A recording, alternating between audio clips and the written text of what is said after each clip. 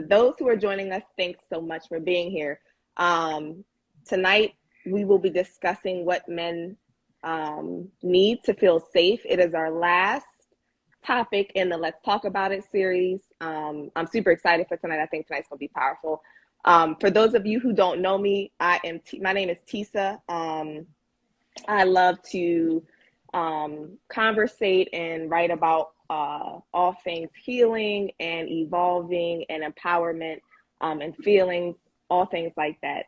And Sherry and I will be hosting a retreat at the end of April 29th through May 1st, called the Blackout Retreat. Tickets are on sale. There are only 10 days left to copy your tickets. So if you don't have your tickets left, please cop them, because March 1st, we shut down the sales. So joining us tonight is a few of my friends, Sherry and Travis, Joelle, and Kente will be joining us shortly. That was my plug. Also, wait, one more plug. For those of you who don't know, I will be also starting one-on-one coaching in April. I'll be releasing the date as we get close to April. So for those of you who are interested in personal one-on-one coaching, look out for that. Anybody else want to do plugs before we kick it off? No? I've got no plugs. I'm just happy it's Friday. Shop the Black Collective. It's a mouthful. Tisa will tag the store and the link at the bottom. Shirts, mugs, journals, whatever. Hoodies. What's the page called again, Sherry? What's the store called again? The Black Collective. Okay. Cool. All right. So while I'm asking, one of the things that is important to us when we're having these conversations is your feedback, right? So if you're joining in and watching this while we are discussing these topics and asking these questions, please drop your answers in the comment section.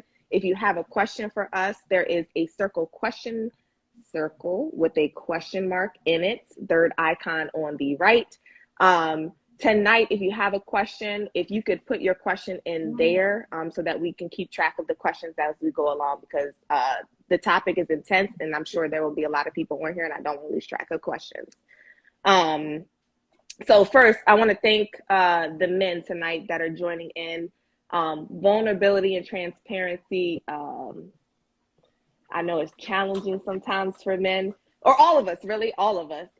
But I think a little bit more so for men too.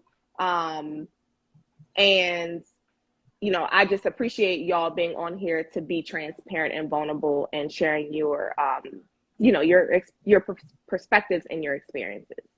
So I hope that you find tonight a safe space to express yourself. And if not, let me know later in the DMs, okay? So I'm gonna start off with my first question for tonight. Travis, I'm gonna start with you. My first question is going to be one that you thought of. How much thought do you put into your emotional safety versus your physical safety? Yep. When I sent it to you, I thought you was going to ask somebody else first. I asked you. No, I'm just playing. Because now I don't want to poison the well for my guy here, but I just gotta say my shit. Okay, so I think for the first 30 years of my life, it was way more about physical safety, where at least I put my focus. Either in sports and playground and wrestling and fighting and masculine and toughness type shit. I mean, I'm not the toughest guy, but if I have to compare the two, it's 100% I used to put more thought into physical. I don't think I even knew what the emotional safety necessarily meant. If I look back, I can see that I was protecting myself the best I could emotionally, but more unintentionally. So, yeah, these days it's a bit more balanced. You said a bit more balanced? Yeah. Okay. follow-up question to that. Is it that you just, okay, is it when you were younger, right? Yeah. Was there talk about, for a man or a boy, did you grow up hearing conversations about emotions and it being safe for a man to feel his feelings or express his emotions? How y'all doing, man? Look Hey, at my hey, guy hey, over hey. there with his crazy self. What's up, my guy? That's my dude. How What's y'all up, doing? man? Good to meet you, brother. How you doing? Hey, What's going Kente. Doing on, well, man? doing How you well. doing? How y'all doing?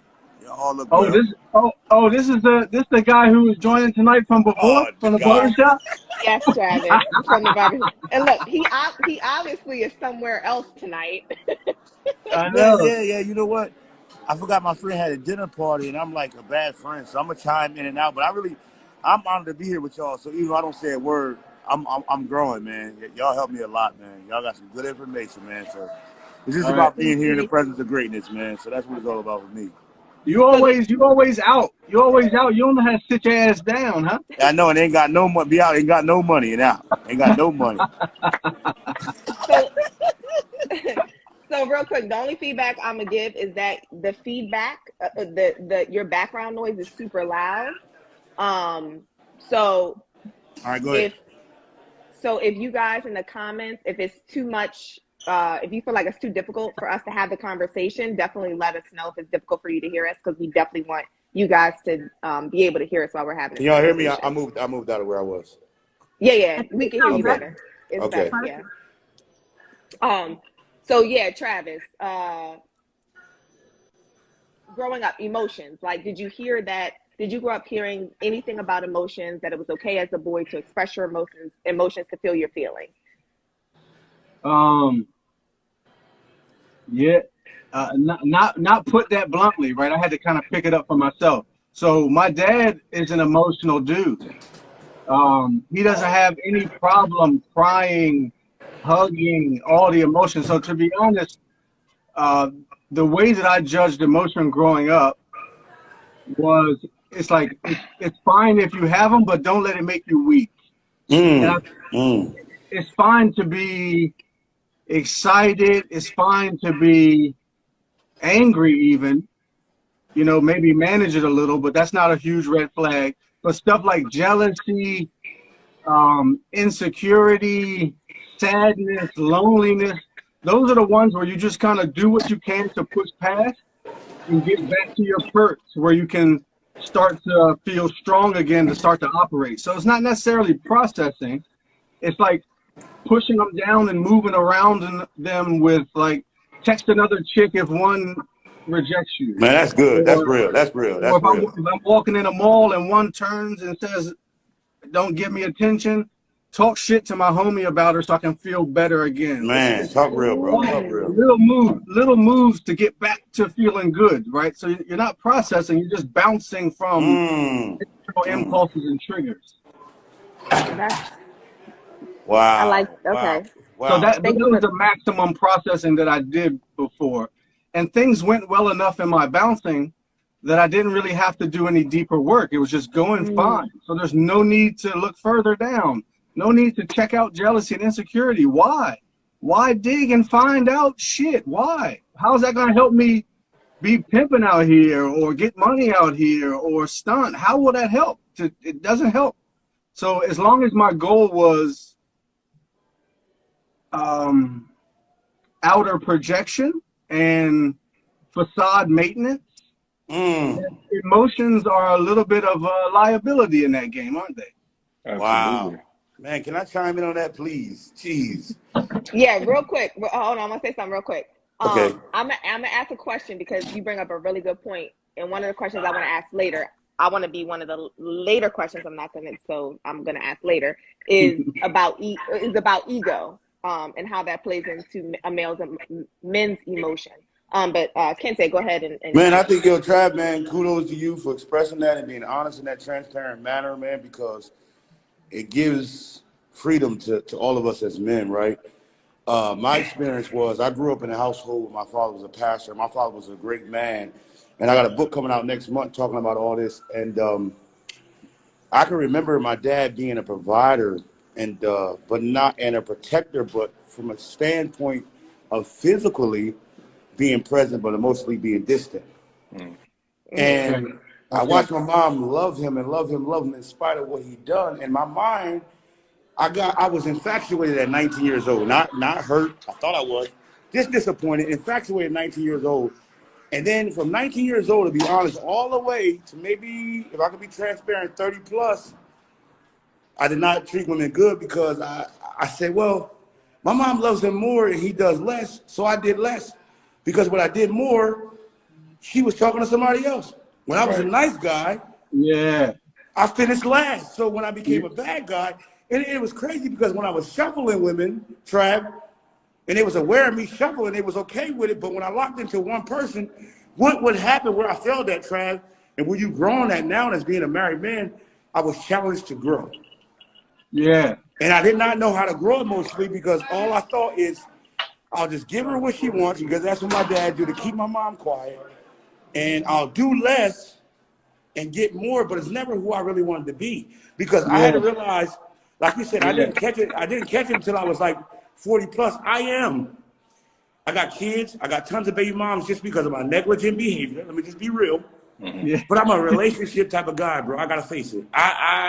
You know why? Because I can be transparent. I got bored with sex after a while, bro. Because I had so much of it that I was like, this ain't even really fun because I don't even like you. Yeah, you Humble look brag. good. You was the girl that I thought I never can have, and now that I got you, I realized, like, hold on, you don't even like yourself. But when I'm laying down with you, I'm hurting you more because it's two people that's broken that's trying to build. And build from a perspective of if you do something different than she did, you're a good woman. If I do something different than what he did, I'm a good man. And the truth is, we can't even help each other because we're broken from the root. Mm. And until you go back and visit the root, and not only visit to the root, here's the deep part. If you go to the root and you don't get honesty, how do you grow from there? So I went back to the root, and it's once my mom passed away 6 years ago, my dad started telling me the truth about a lot of things that he was dealing with emotionally. And I realized, this is what I realized, Trav, and I want you to talk, bro. I see you got something brewing in you.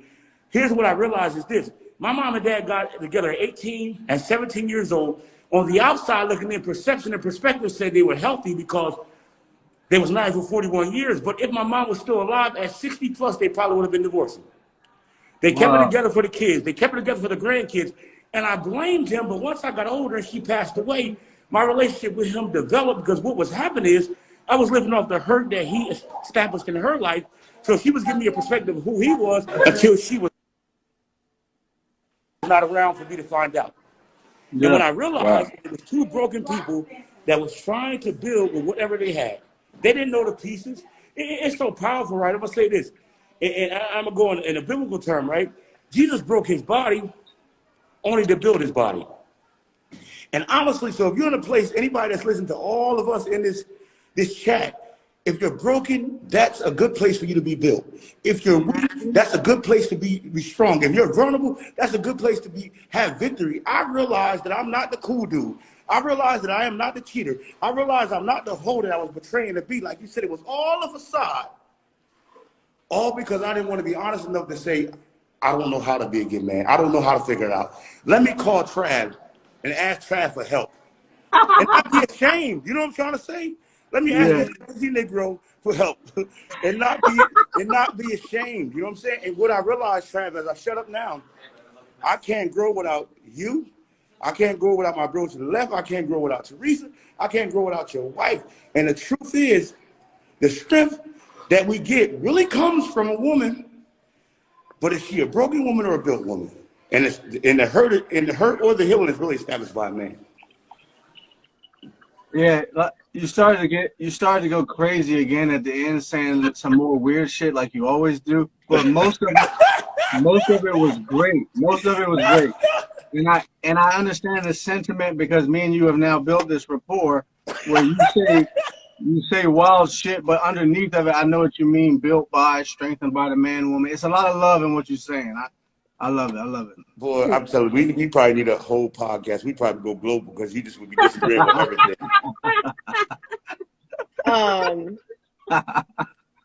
Kente, you touched on a lot. You touched on a lot. Yeah, you touched on a lot.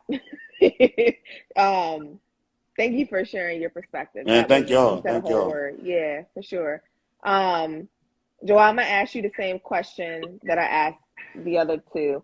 How much thought do you put into your emotional safety versus physical safety? I'd say kind of like how Travis said, not until recently, till your mid to late 30s, you're thinking about your emotional safety. As a man, that's not really something that you're taught. Like my dad was like low emotion. Like he wasn't the most emotional guy. He's a lovey dad, but he's not going to wear his feelings on his sleeve. He's not that type. As men, we put a lot more into physical, sports, how we move. If you think about if a man hurts another man's feelings, we don't talk about it when you're kids. You fight. That's what you do, fight, right? Yeah. Oh, this dude took my girlfriend. I'm going to go fight him, right? You stole something from me. Oh, we're going to fight him. We're joning.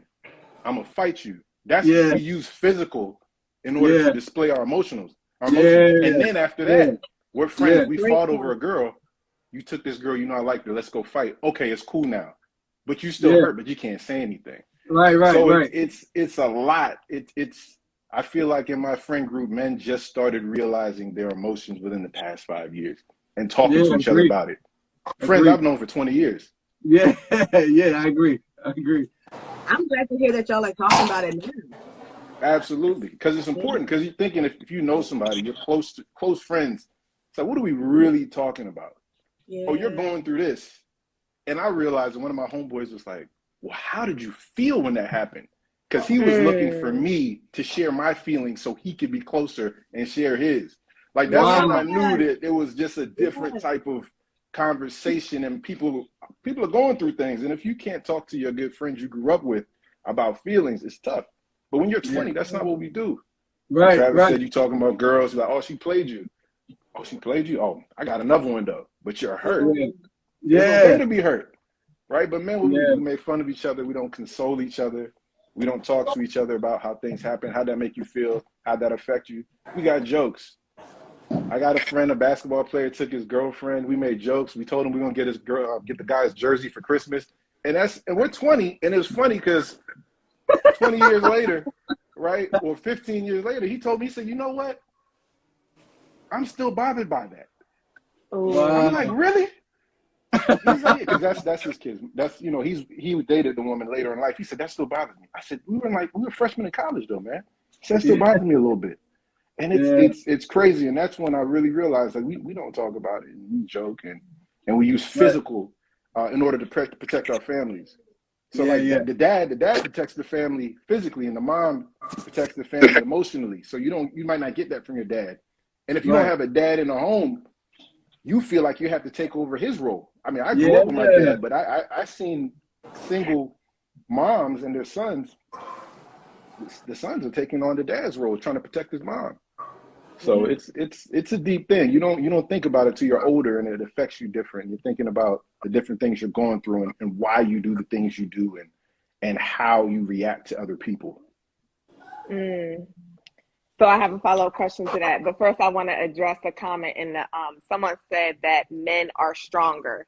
I'm gonna tackle that by asking, are men stronger, or are they just better at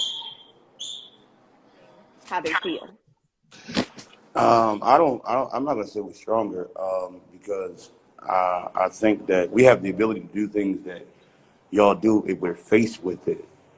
Not because we want to, but being a mom, let's just go there, having birth, dealing with kids from day-to-day, sick kids and all that, I don't think it's the same type of strength. I think we share different strengths, and sometimes we don't know the place of our strength. We compartmentalize our strength. And we got to know our place, and roles do reverse, right? I think we have to grow so accustomed to say, I can't go get groceries. I can't go do this. For some, I can't go do that because that's what a woman's supposed to do. And as both of my brothers shared, it's all about what's instilled in you from the root. Really, honestly. It's what you see. It's what it is. So So nine Yeah. times out of 10, you're going to regurgitate what you have experienced. But I wouldn't say stronger. And I know people think it's crazy. Like, I have given women so many kudos because I realize how much people. This is why, Teresa. This is why I say this, because I realize how much I did to women that I wouldn't be able to deal with. So now I That's have this. it. I have this Yeah. different. I have this different Yeah. empathy for women and respect, like as if they everything now. Because I'm like, yo, hold on. You stayed with me after 3 women, caught me Yeah. 45,000 times. One time, if I catch you texting somebody, and it can be a That's what safe text, I'm out of here. that's what I'm saying. So, So so who's really stronger? I don't agree with It's him. physically though. I don't know if it's the same So comment what's the that somebody point? What's the point of bringing that up? What's the point of bringing that up? That's so obvious. Like, look at niggas. What are we saying? said. And it Right. It's depends much on more. I don't know. It's much I more was just, interesting to talk I about was just, emotionally. I I was think just. men are conditioned different though too. Right. So I think if it's like somebody being brainwashed, we're conditioned not Mm. to let emotions affect us generally. Wow. Mm, So if you're conditioned like that, like somebody made fun of you, go fight or make fun of him back. Somebody makes fun of your daughter, you give her a hug, you go to the school, don't talk about my daughter like that. Tell your son, well, you got to go dress some That's jokes real. too. So it's different. So you grow up like that. You playing football or you're playing sports. Sports is very much so mental. Somebody's talking trash to you, you got to eat that up. So I think it's we're conditioned. If women were conditioned the same, it'd be the same. That's why it's different when we're thrown off guard. And like you said, Kente, you're doing your dirt, and you see somebody sends a heart eye in your photo, and you act like you got shot because you weren't conditioned for that. You weren't conditioned for that. That was So good, bro. I like you that, know what man. I'm saying? You weren't conditioned for that. But what we're conditioned for is different. Men and women are conditioned different for different things. The things that Mm-hmm. women are conditioned to do, like somebody put in the comments, man's not giving childbirth. We passed out. We be done. We be done. Right. We're not mentally conditioned for that in life.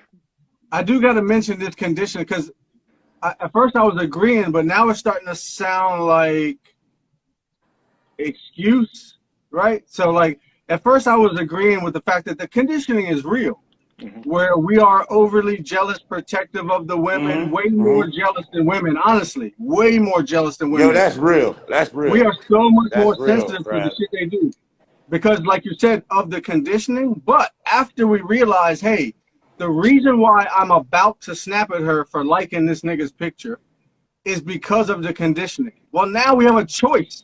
Right. At that moment, now we have a choice. I can either continue into this conditioning and confront her and make her feel guilty for regular shit, or I could adjust my behavior and realize that the anger that I'm feeling is not even my own, but it is a visitor because of the conditioning. And I can choose Mm-mm-mm. to love her despite my feelings because I'm not even subscribed to the source of the feelings. Talk, bro. Talk. That's deep. I Talk, will man. agree with that. And then I'll add to the fact the conditioning point is important because in order to do what you're saying, I do have to recondition myself, which Absolutely. means it takes time. And in relationships, I said something to you, I didn't see a change, I'm upset. Well, I got to recondition myself to this change because that's not my default state. I'm going to try Mm. to do that because Mm. I care about you, but it's going to take some conditioning. And like we just said, it took years to make me who I am today. I'm not going to recondition that overnight, Yeah. but I'm going to do That's powerful, sis. things because I care about you and I want to maintain this relationship. There has to be grace on both sides. Wow. Come on. Wow. Um, so one of the Wow. questions that I think is so important that I do want to talk about tonight, and we can because we're talking about conditioning, I think it's a good time to answer the question. What advice would you give single moms when raising young boys as far as expressing emotions? The Creator 23. I'm gonna chime in there and then I'll let the men chime in. I'm gonna chime in because I'm a mother of 2 boys, right? I don't have girls, but I didn't grow up with a dad. I didn't grow up with Wow. any Wow. brothers. Wow. But I grew up with all women, and God saw it fit to give me 2 boys, which I'm so grateful for. So one thing that I was always aware of, right, is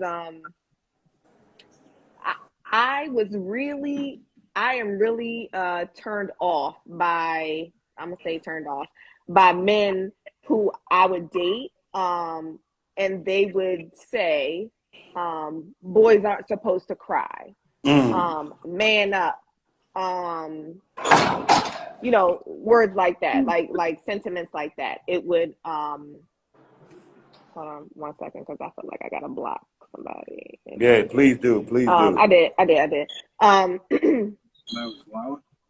Yeah, I was trying to give him some mercy and grace and just tell him to be positive. He just negative for no reason. But let's get back to the Yeah. So positivity. sorry. Yeah. So anyway, so I have two boys, right? And so me I me didn't even being know this. and me being an emotional person, by nature, that's just who I am. I always wanted my boys to feel comfortable with expressing emotions, right?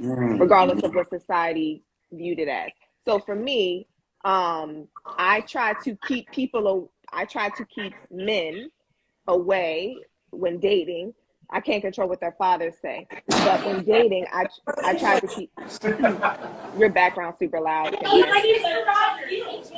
He was coming out. Go ahead. I tried to keep men away from my children who did not have the same sentiment as that, right? Who didn't feel like it was safe it was good for a man to express emotions. It was negative if a man cried, things like that, right? And I always, when my sons are displaying emotion, I always ask them how they're feeling. I always tell them it is okay. I actually just had this conversation today with my son expressing the emotion of jealousy, right? I always let them know that it's okay to feel how you feel. It's okay to cry if you feel like you want to cry, let it out. Things like that. Like, and I also, with my oldest, because he's not um as Assertive. outwardly expressive of his emotion as my youngest, with my oldest, who is more stoic and reserved, and process things internally, I have check-ins with him. He's 17, and I started having check-ins with him when he was super young, right? Because he won't come to me and tell me how he's feeling. I'll go to him, even though he don't want me to talk to him, even though he think I'm annoying, even though he's a teenager. He's like, whatever, you're dumb, whatever teenagers think. I'll be like, so I'll check in with him, like, how are you feeling? Is there anything bothering you? How do you feel about this? How do you feel about that? Like, I sit down with him and we have a conversation about how he's doing, how he's feeling, if anything's bothering him. I also encourage him to have emotional conversations with his father, who is also not outwardly emotional.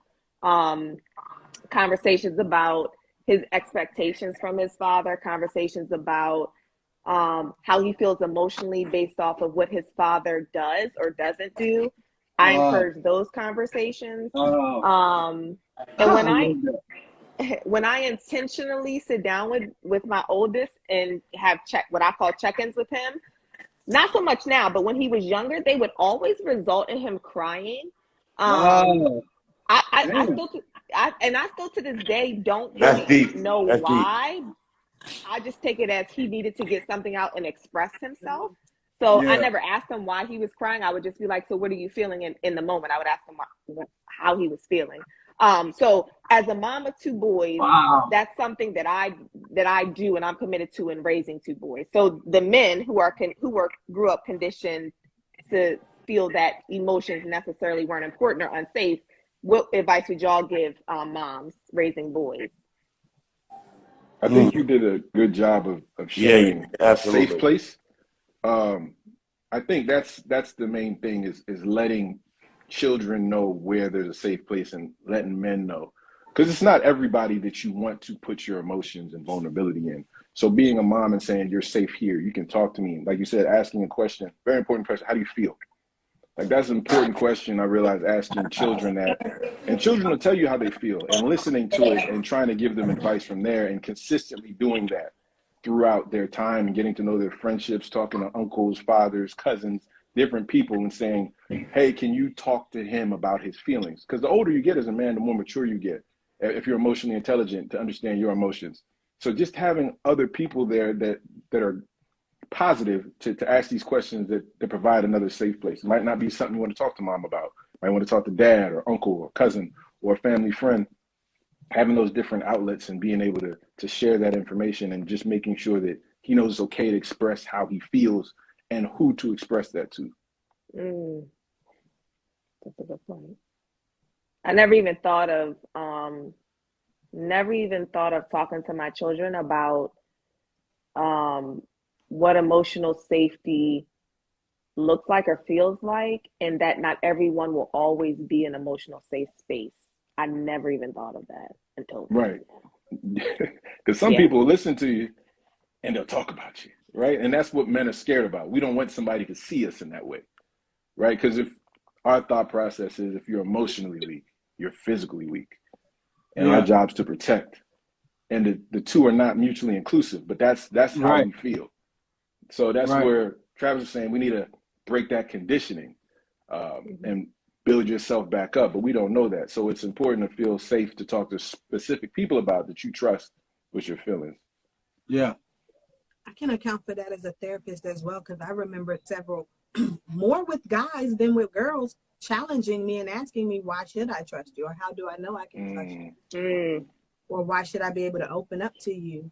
And I'm often, like you said, T, so it reminds me of what you said earlier, because sometimes I'm taken aback because I'm like, what could I do with the information? Like, what am I do with it? Where am I go with it? But it kind Yeah. of makes sense what you were saying. Just in and of itself, you knowing it is already just vulnerable for men. Yeah.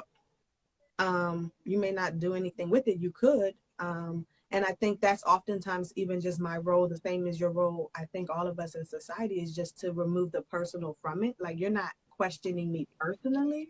You're just wondering what will make you trust me. And Mm-hmm. so, yeah, doing the best I can to answer that. But it is fascinating listening to you guys, because I think it sounds like it's not even the moment. It sounds like what you guys are saying is you've never felt safe emotionally. I think I never paid attention to when I right. felt it or didn't feel it. Not that I didn't ever feel it. I felt, if I look back now with a little bit of retrospection, is that how you say that? Yeah, nailed it. Then I can see how, like, all right, so basically when the one time I lost $100 and my dad found me crying in the bathroom because that was all my birthday money, and he just came, put his arm around me, slid me $100 bill. Like, I never forget that because I felt like a mess in front of him. That's why I was hiding in the bathroom. He didn't say, it's okay to cry, son. These motions are natural. Nothing like that happened. I didn't even, it was just the fact that he stayed loving me. And even though I was emotional, that felt like emotional safety. And if I play that forward, that's what we're asking people for. We're asking for the freedom to be able to express some of our more pent up emotions, perhaps verbally or in our body language, and for you to understand that we're having a moment, that we're having a visitor, and not judge us for it, to not denigrate or pull down our reputation, as they say, because of what we're experiencing. That's the emotional safety that I felt back then. So to answer your question, I think I did feel it, but I can explain it better now, which helps me find it more often, to be honest. Yeah, I felt it as well. Just didn't know that I was looking for it, or you didn't know. You didn't Yeah. know. So what was the switch, right? Or the right switch? Yeah, that's a Yeah. switch. Like that's what that is, right? So what was the switch, right? What or yeah, what was the switch? When did you move from being um move to being aware um that you needed emotional safety? That's what was that is important to you. Um yeah, when how did you identify that switch? When did that switch happen? You first, sir. So for me, I was doing some personal character development, and being more empathetic helped. So for me, I'm super logical. I'm thinking I'm a Capricorn. I'm logical. My life is based on logic. And sometimes we'll just do straight logical stuff.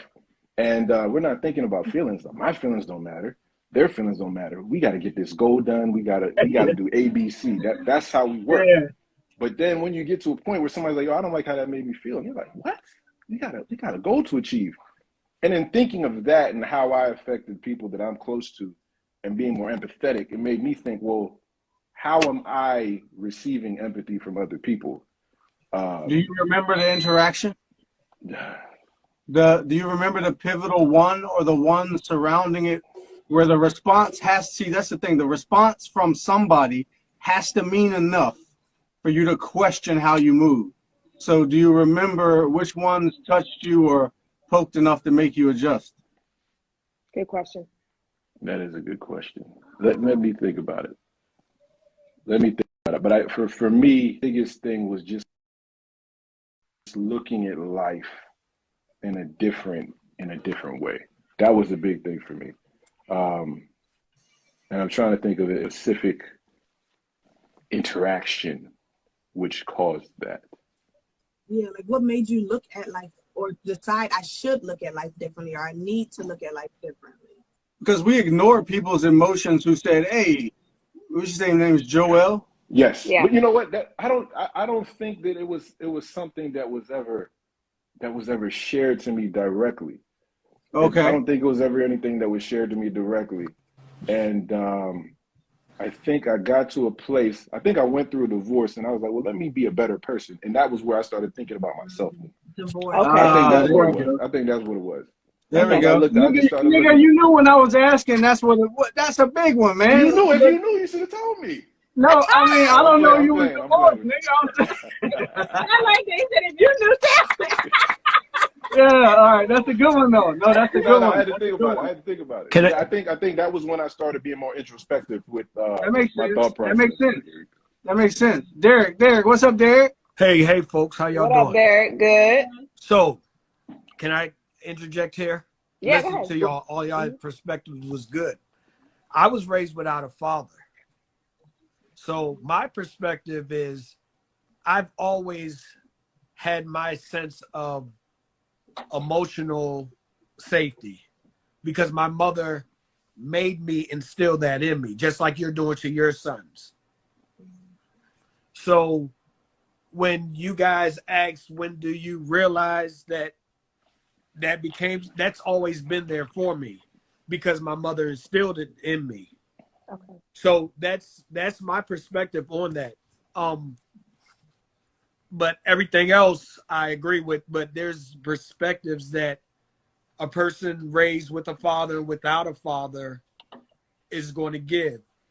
Also, I think Travis, and I don't know your name, I apologize. Joel, good to meet you. Joel, good to meet you. When you realize that your father wasn't above you and you had to be a man, I think that's when the switch turned. And you realize that, okay, it's time for me to be emotionally, show my emotional safety. That's my thought. Interesting. What do you guys think? Say that one more time. When you Okay, so they started their family. They said they didn't wait. They 40s, 30s, somewhere around there, before they started being concerned about their emotional safety.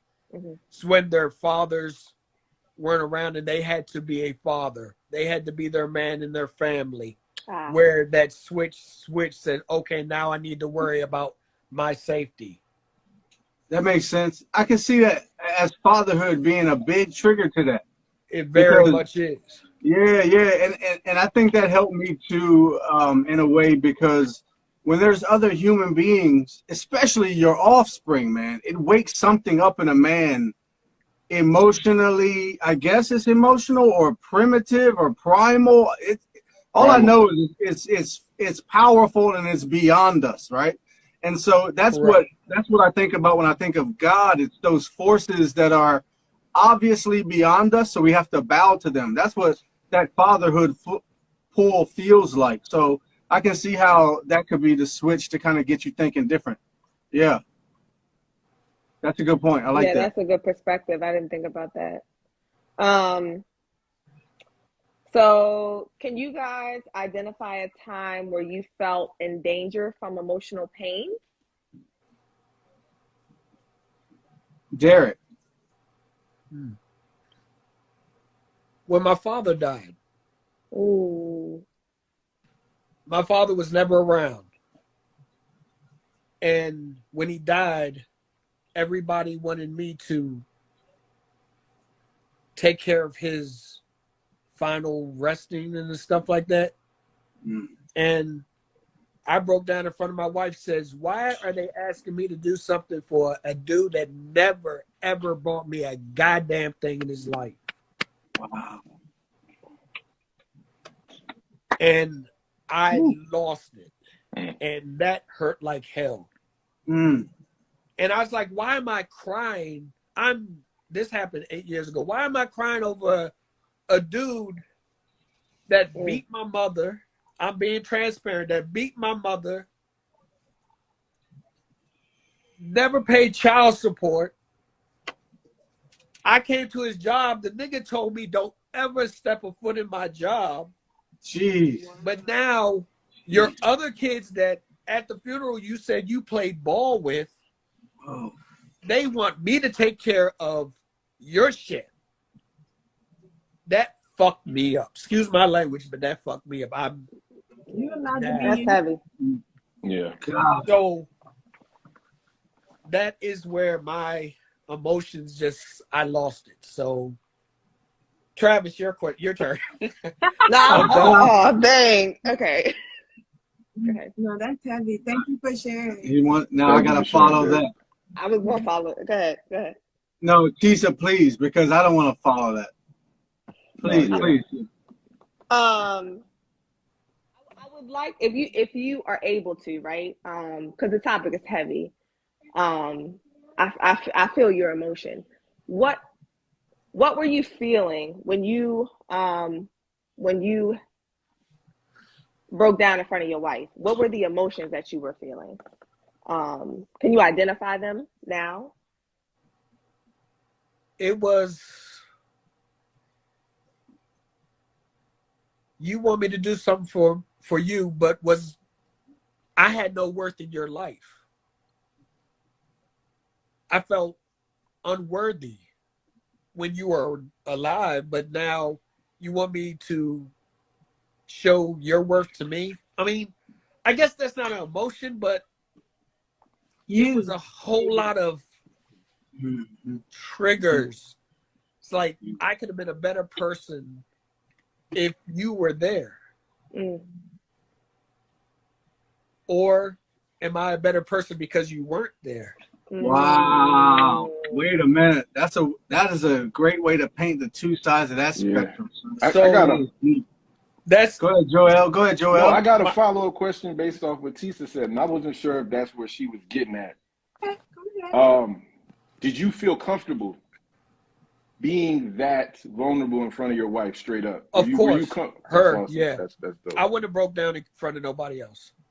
I wouldn't have did it in front of my mother, my sisters, my children, but my wife, yeah, I can break down in front of her. So now the follow-up question, why her? Why her? Because I mean, not why her, but why do you feel comfortable? What has she shown or done? She just happened to be there at the right time. No, I'm just joking.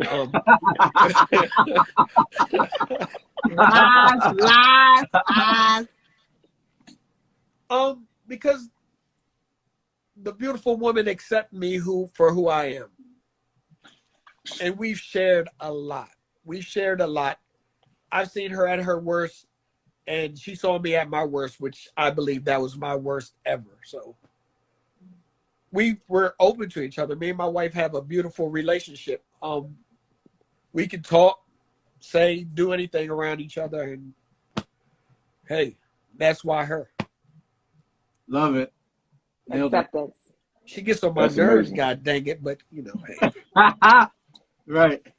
So I'm going to ask each of the guys that question. What type of people or what characteristics in a person do you feel emotionally safest around? I think there's a level of trust and understanding for people that you feel emotionally safe about. Somebody has to understand you. I say love is the highest form of understanding, right? So you got to understand yourself, and then the person that loves you, they got to understand you as well. So it takes time to build that trust and that understanding. So if somebody doesn't understand you and you're trying to be vulnerable with them, it might be uncomfortable. Like Derek said with his wife, he was like, of course, she understands him probably better than anybody else in the world.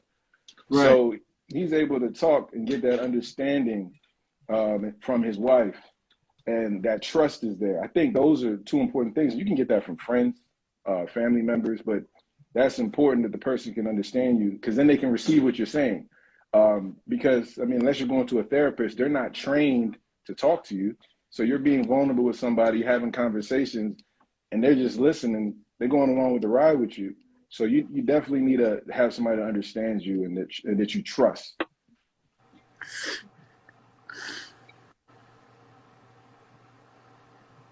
Travis. Oh, it's Travis's turn. Okay, Travis was in his head there for a minute, to be honest. Get out your Where'd you head. go? Where'd you go? Honestly, I was thinking about strategizing with you about what to do with this show and like where we can take it, like Dang, editing and stuff. Travis, no, bring it back. Bring it back. Hey, you asked. You Thank you for your asked him. honesty. Thank you for Travis your is honesty. weird. You know that. Thank you for your honesty. Yeah, that's where I was. That's where I was. Okay. All right. Sorry. I appreciate your honesty, man. Weird Okay. out of love, Travis. Weird out of love, bro. Okay, but back to the show that we're actually doing instead of the future ones that I'm planning in my head for some reason. The question was, the type of people to feel safest. I would say, yeah, that's a good one. I guess you know what it's gonna be. It's gonna be the ones who know how emotional they personally are, right? That's a great reference for me. The people around me who hopefully verbalize, or else how the fuck would I find out? So be able to verbalize their own emotional stuff inside. Like, I'm stressed about this. I was jealous about that. I was this about, like, if you can't say those things around me, it's very unlikely that I will feel safe expressing or feeling those things around you. Yeah, I agree with that. I mean, I feel like because, like, it's funny because Joel said, unless you're a therapist, which I do feel like that helps. But I also think even in therapy, what I've realized is going first. Like, if I'm transparent, they feel okay to be transparent. If I'm vulnerable, they feel okay to be vulnerable. Yeah. So I have to model it Like for a them. guide, basically. Yeah. I also do think it takes a certain level of awareness on their end to see that I'm modeling it, or unless we're talking very transparently where I'm telling them I'm modeling this for you. Oh, okay. But I do agree. Like, I think, unfortunately, most people, men in particular, but most people in general in society are not incentivized to be transparent and vulnerable. Right. So you would have to go first in order to kind of create that incentive. Like, that makes them feel safe. Yeah, for sure. Oh, that's a good point. Yeah, So, I like that. So I'm gonna ask this as a follow-up question. Joel, you said something about understanding yourself. I think understanding yourself is crucial. And one, emotional intelligence and emotional safety. I'm gonna ask y'all this: I'm gonna ask you, are you a safe space for yourself? And what I mean by that is, do you hold space for your own emotions? How comfortable are you with holding space for your own emotions? And do you judge them, right? Meaning, if you are emotional about something, or if you're feeling some type of way, what do you tell yourself about the way you're feeling? Because I think it's difficult to, well, I'm gonna ask you that, and then I'm gonna follow up with something else. So, are you a safe space for yourself?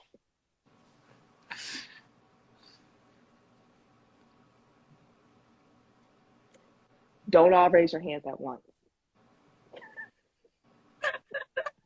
I'm in conflict with myself at all times.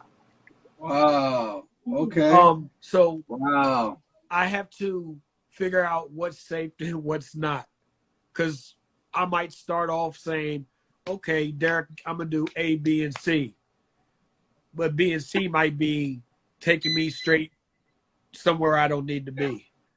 So I'm in conflict with myself all the time. So being safe, do I feel safe with myself, with my thoughts? Yes, I do now because I haven't hurt anybody. I haven't destroyed myself. So I'm going to say yes, but I'm Wow. always in conflict. Well, Always. we're going to paint those two extremes for us there, Derek. Thank you for that. Terrifying. Well done, sir. A little psychopath? No, I'm not that. No, I liked it though. It's very honest, and I actually agree. I agree. But Joel, next. Oh, Tisha, you look like you want to jump in. Oh, look at you. Yeah, I I think do, so. I What's think in the so. bottle, Tisa? it's water. If the bottle is that big, it better be water. A little bit colorful in there, but you know, water. If you say it's water, That's okay. just the It's bottle, lemon. man. Joel, what's in that Mind cup? y'all business. Woodford Reserve. Distilled water. Oh, Distilled water. wow. Hey, Joel, can I just say that you remind me of the Old Spice man? And I mean that in the most, like complimentary way possible. Like, honestly, I don't know how you're still single. I don't know if you are, but the way No. that are you single? No. Oh, it makes sense because you got to get snapped up quick the way you out here on this market, sir. I mean, you are. Kevin Samuels would even agree with you, sir. Yes, gas my friend out. Man, Joel is out here making me feel insecure, and I feel safe enough to say that to y'all right now. Just for that, I'm posting this comment and the one you said about Oren back to back on my stories. Not to make you look a certain way or nothing. Listen, for me, I appreciate things that God made well. That's all I'm gonna say. Amen. Amen. Me too. Hallelujah. Me too.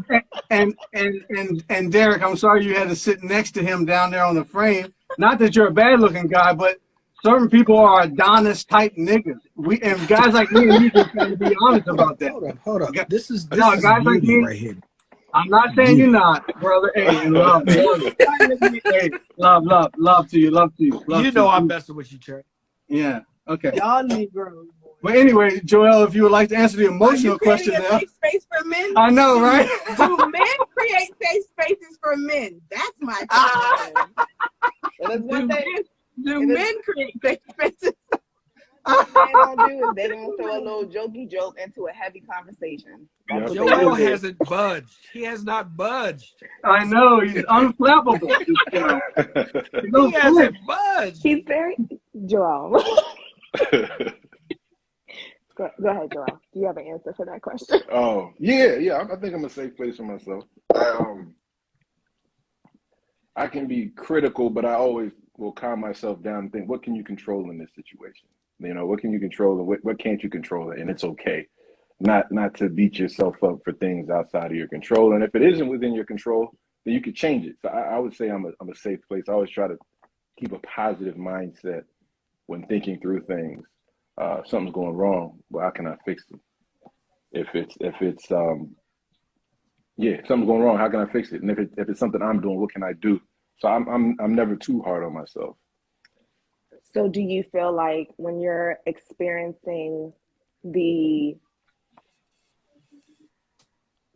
I'm putting them in quotes, right? Because emotions, I don't like to define them as good or bad, right? Because emotions are just that, they're emotions. But when you're feeling the unpleasant emotions, do you often look at them because you're super logical and you are a person that is solution driven, from what I know about you? When you're experiencing the unpleasant emotions, do you automatically go into, I have to fix this type of mode, or do you feel them? Not automatically. I don't automatically go into fix it kind of mode, but I don't stew in them. Because if you stew in them, like Derek said, that's where you might want to try to hurt somebody. That's where you feel a type of way. And you just can't, like I said earlier, man, what we do, we want to fight, right? So it's like, at this age, you can't do that. So it's you think about how you feel and you think, okay, why do I feel this way? What can I control about why I feel this way? So you don't want to stew in them unless it's something happy. But if it's a negative thing, you stew in it, puts you in a bad place, you know? What's the cutoff for you, right? So what does what separates you feeling your feelings versus you stewing in your feelings? Ooh, And do what you a know the difference? question. What a question. Yeah, it's deep. I don't know. I think if you're down bad, I mean, you can't help it, right? So no matter who you are, Yeah, if you're down bad, and you just sit there and you can just stew in them. So that's yeah, where logic that logic goes out the window. I got to go find something fun to do, you know. So that's where you got to get your mind off things. That's where you got friends and family members, but that's hard to get out of. Like if you're in a bad spot, like you know, past 2 years for a lot of people have been rough. You know, death in families, death in yeah. relationships. You can have a lost job. You can have a lot of different things that can happen that being logical is not going to get you out of because you just hurting. So Amen. Yeah, it's yeah, just about how do you deal with that, feeling that way, and not sitting. Because if you sit in it, I think that's where people get them. That's where you're emotionally wounded, as opposed to just being vulnerable. And then it puts you in a bad spot if you're just sitting in it. That's where therapy is helpful. Family members, loved ones is helpful. yeah. Whatever you I do to agree. get your mind off things, everybody's different. But Yeah, I don't recommend anybody stewing it. And so I try not to ever stew in it. But like you said, when you're down bad, if it's too logic's not gonna get you out of that. Like it's yeah, it's not gonna get you out of that. yeah, yeah, Actually, some logic can, if you realize you can't do nothing about it and time's going to take care of it. That's my logic in Yeah, that's true. getting out of a situation where I'm feeling low. yeah, yeah. I guess, but what he's saying is you can get to certain spots where you can't even form those thoughts, right?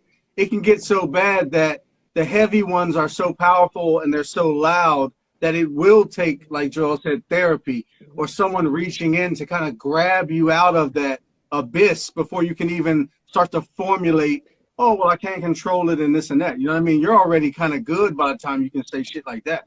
But also, as men, we like to bury it and Yeah, push it aside and deal with something else. yeah, yeah. You're right. Yeah.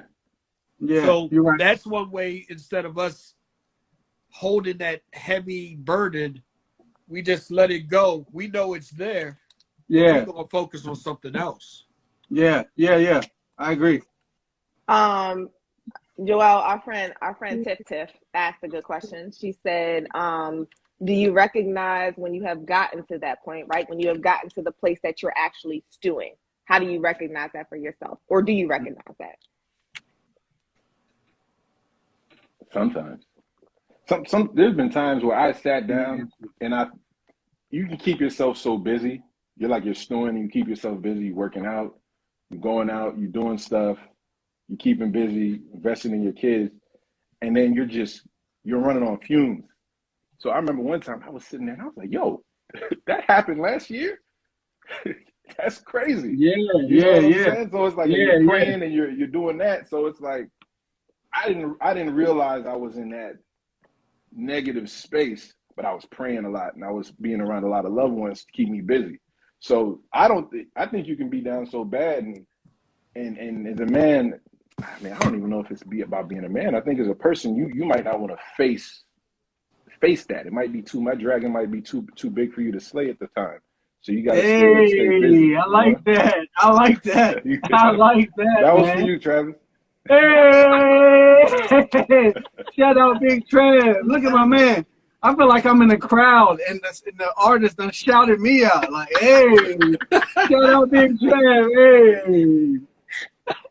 All right, Big T, I'm gonna ask you, that same question. Are you a safe space? My kid is ordering DoorDash upstairs, so I'm just finishing up my Taco Bell order. A couple more letters, and then I will answer your question. 1 second. Okay. I'm gonna go on to No, I'm a back. different. I'm literally back. I'm back right now. Like that's what I That, mean. A couple oh, seconds. okay. Boom, literally back. I just had to type Bam. beef All set. tacos, and then I was in the game. So let's Okay. do it. Okay. Hold on. I gotta read this real fast.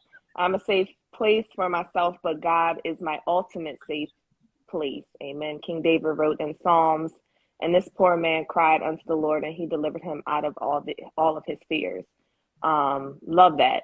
Brack, Like that. Love it. Love it. L, Basar. Yo, saying people's names on lives is like really difficult. Anyway, so Travis, are you a safe space for yourself? Yeah, I mean, and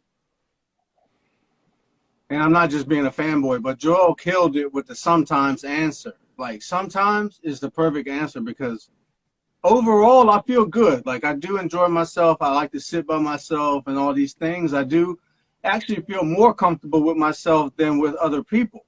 But it's still not always safe in that space. Because sometimes, man, 2 a.m., when I'm running through all my interactions from the day and all the bills that I didn't pay, by the way, and all all these things I'm just running through before I can go to sleep.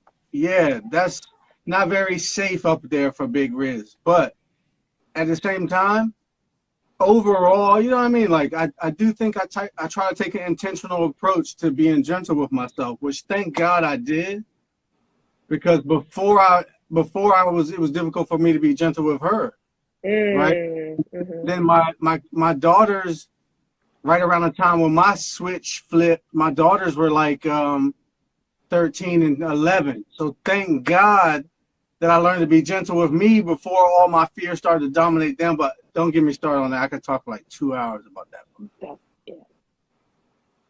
Yep. Yeah, so Okay. All that. right. You just, yeah, said something powerful. Who's responsible? I'm gonna go right back to you, Trav. You answer this one first. Who's responsible for making you feel safe? This was the one question that I hoped you asked me first. There you So go. good on you, sis. You're welcome. I think I would say I think I would say I think that feeling of unsafe is out of our control.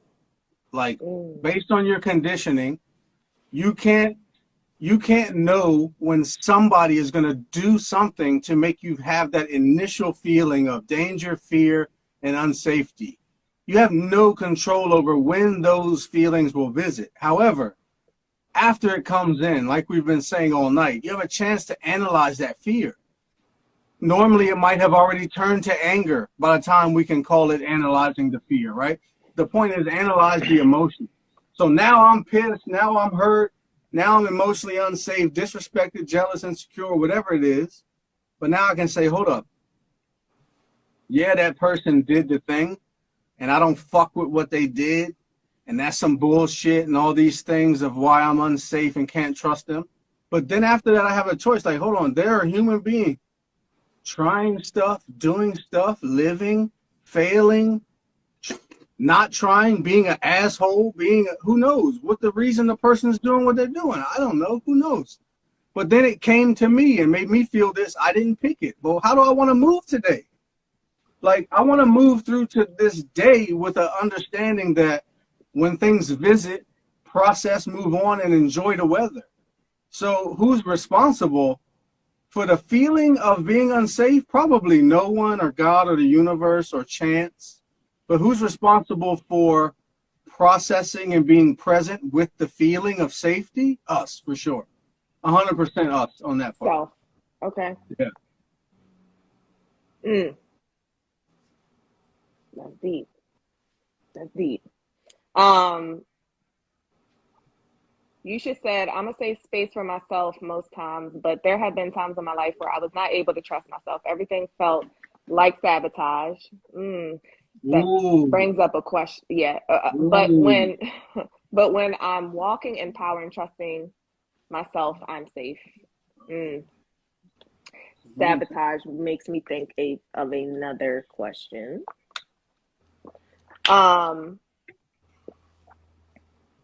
And Alchemist said, if she shows me she isn't trustworthy, then it'll be hard to confide in her. It's a give and take. Joelle or Derek, Yeah, who's ultimately responsible for making you feel safe? I think I'm going to kind of piggyback off what Travis said. I think self. I think it's important to start with yourself and understanding yourself and what makes you feel safe, and then using discernment to see who you're going to allow in your safe place. I think that's very important. I think the problem is trusting people with your safety, and you're not using discernment on who to let in and who not to let in. I think Mm. that's an important thing. So when you understand your own self and hold yourself accountable and responsible, then you can discern who you can let in from there. So, yes, know yourself, right? Yeah. Self-awareness is definitely key. One of the things that I didn't even ask, well, I'm gonna ask. Derek, do you want to answer that question before I ask my next question? Ask my next question. Travis and Joel said it all. It's Okay. self. All right. Um, how do you communicate, right, when you're feeling when you're feeling unsafe, right? When you're we already talked about, or y'all kind of already touched on characteristics of a person um that make y'all feel safe, right? Acceptance, trust, someone that understands you, things like that. Um, knowing yourself, self-awareness. How do you communicate to someone when you're feeling unsafe? Or do you communicate when you are in relation with someone, anybody? Do you communicate that you're feeling unsafe? That's a good question, because I was about to tell you I don't know. Um, I don't know on both ends. I don't know. I think that's where there's just has to be a level of communication and thoughts. I don't know. That's a good question. It's a really good question. Well, I I have to analyze what's I don't feel safe about before I can communicate with anybody.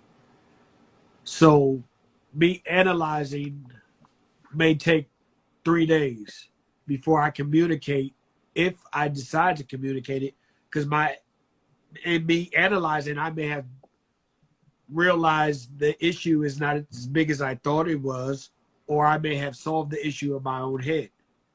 So sometimes I communicate, sometimes I don't. If I have to communicate, it it I had to watch the words that come out my mouth, because I had to think about everything I say so I won't say the wrong thing, so it will think that I am lashing out. You understand? Because Mm-hmm. if I don't feel safe, I have to release that energy somewhere. And that's why I bottled it up. But I have to release it somewhere, and I don't want to come off on my wife, who I would release it to, or my mother. I just have to be careful how I release it and who I communicate with. So that's my answer to that. I have a question, two questions. One, I want to ask, what does feeling unsafe look like, right? So like meaning, well, before I get to that, Derek, to your point, is there ever, listen, I understand, right? We talk about emotional intelligence, we talk about self-awareness, we talk about holding ourselves accountable, we talk about respect, right? But we are not always in control all the time of our emotion. Meaning sometimes we have emotional reactions, right? When you're angry, um, excited, I don't know, things like that. Is there ever space, grace in relationships to have emotional outbursts? Emotional outbursts. If Um, if is there ever if a it's not safe, no, no. I think we as men, because we can be biblically, we are supposed to be stronger than women, and we gotta hold that down. Okay, but me as a man, I have to be careful when I let my emotions go. I have to be in control. That's me. That's me. I have to make sure I'm not sitting here. It's like, F this, F that. I should break everything in this house. Boy, I'm back. Okay. So I'm not going to go here and start punching holes in the walls because I don't want to fix them anyway. But I have to be very careful how I let my emotions go. Yeah, okay. Because that I have anger issues that are there. I'm a very emotional person. Can I ask a question? Because I also have anger issues. Why can't you punch holes in the walls? Because I gotta fix them. Because you gotta fix them. That's true. I agree with, because I punch holes in the wall, and my kids are embarrassed that I punch holes in the wall. But I tell them I could punch holes in a person, in myself, in all kinds of things. I choose to punch holes in the wall because that's the best solution right now. Until I can develop a better solution. You're a boxer. That's another solution. So that's another option. So I was going to say I used to punch holes in the walls. I used to destroy something. I used to do that. My friend got me angry, and my emotion, I rammed into his car. That's dangerous. And I had to realize the repercussions behind my emotional outbreaks. Were you in a car? I was in a car and I ran right into his car. I thought you just ran like your body. Like, no, you got angry. You're an asshole, but because you didn't describe it at first. No, seriously, I'm sorry. You're okay. Correct. I ran into a car with my car. That's different. Yeah. So that's dangerous. That's why I said I have to learn to control my emotions, or there's repercussions behind every action. So Amen. So I will bottle my emotions, and I will find another way instead of outburst right then and there.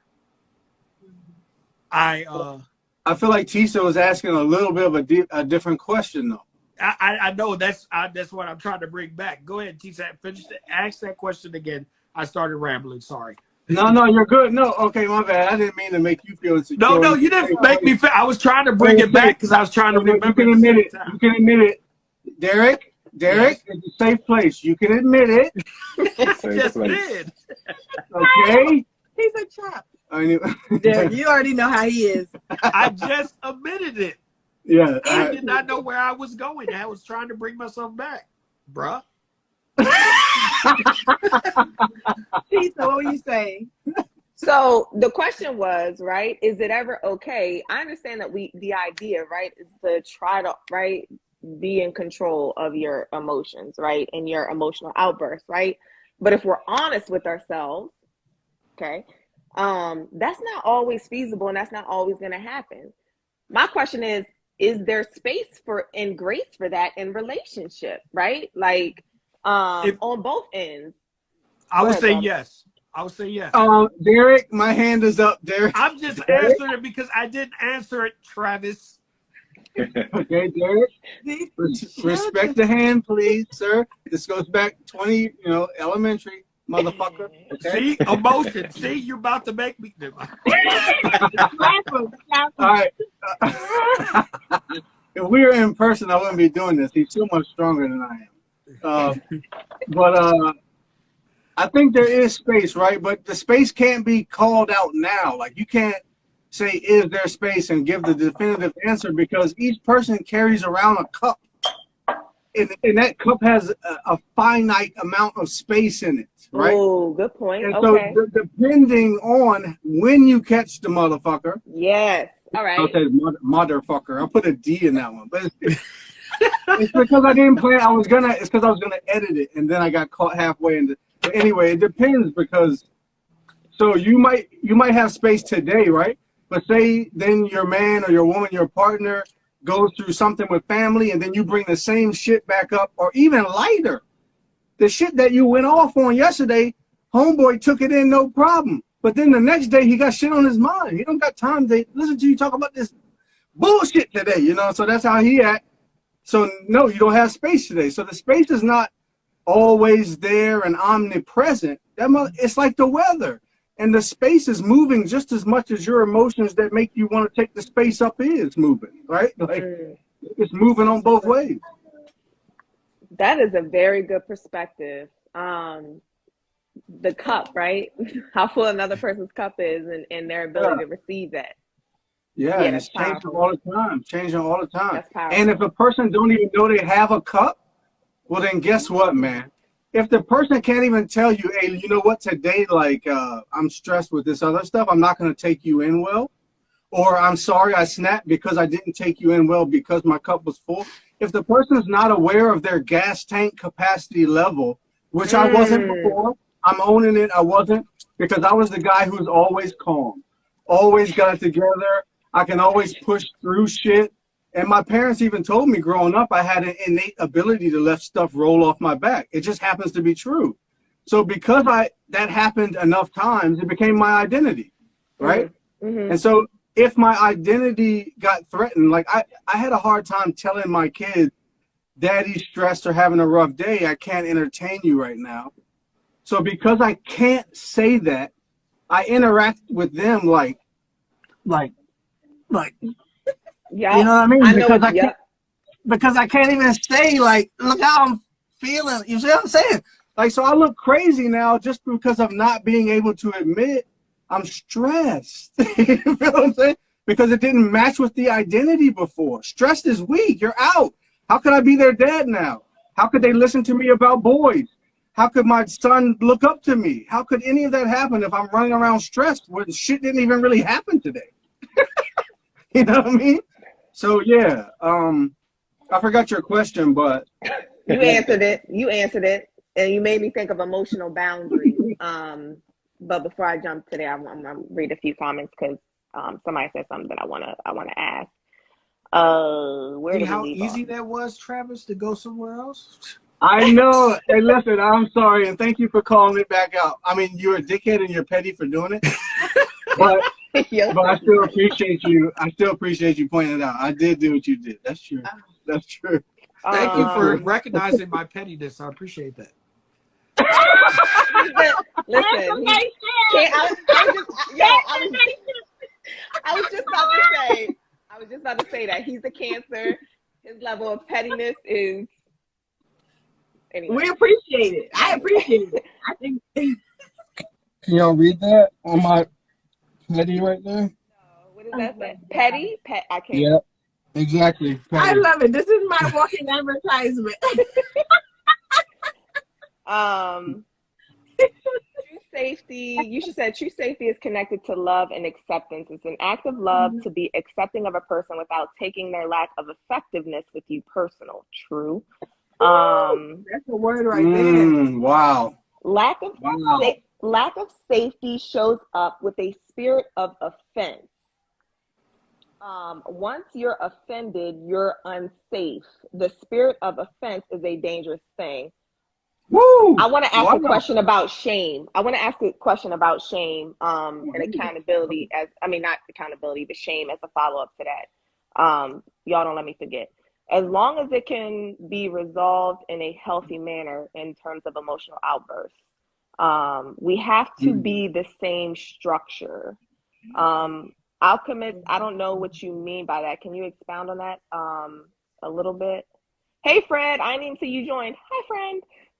A woman can be like that, but a woman can be like that, but men should have more stability in response. Why? Why should a man be held to a different standard? Not saying that it's right or wrong. I'm just asking from your perspective. Why do you feel like a man should have more stability? Nah, that's kind of extreme. Why break your investments? I get that means punch a holes in the wall. You don't feel like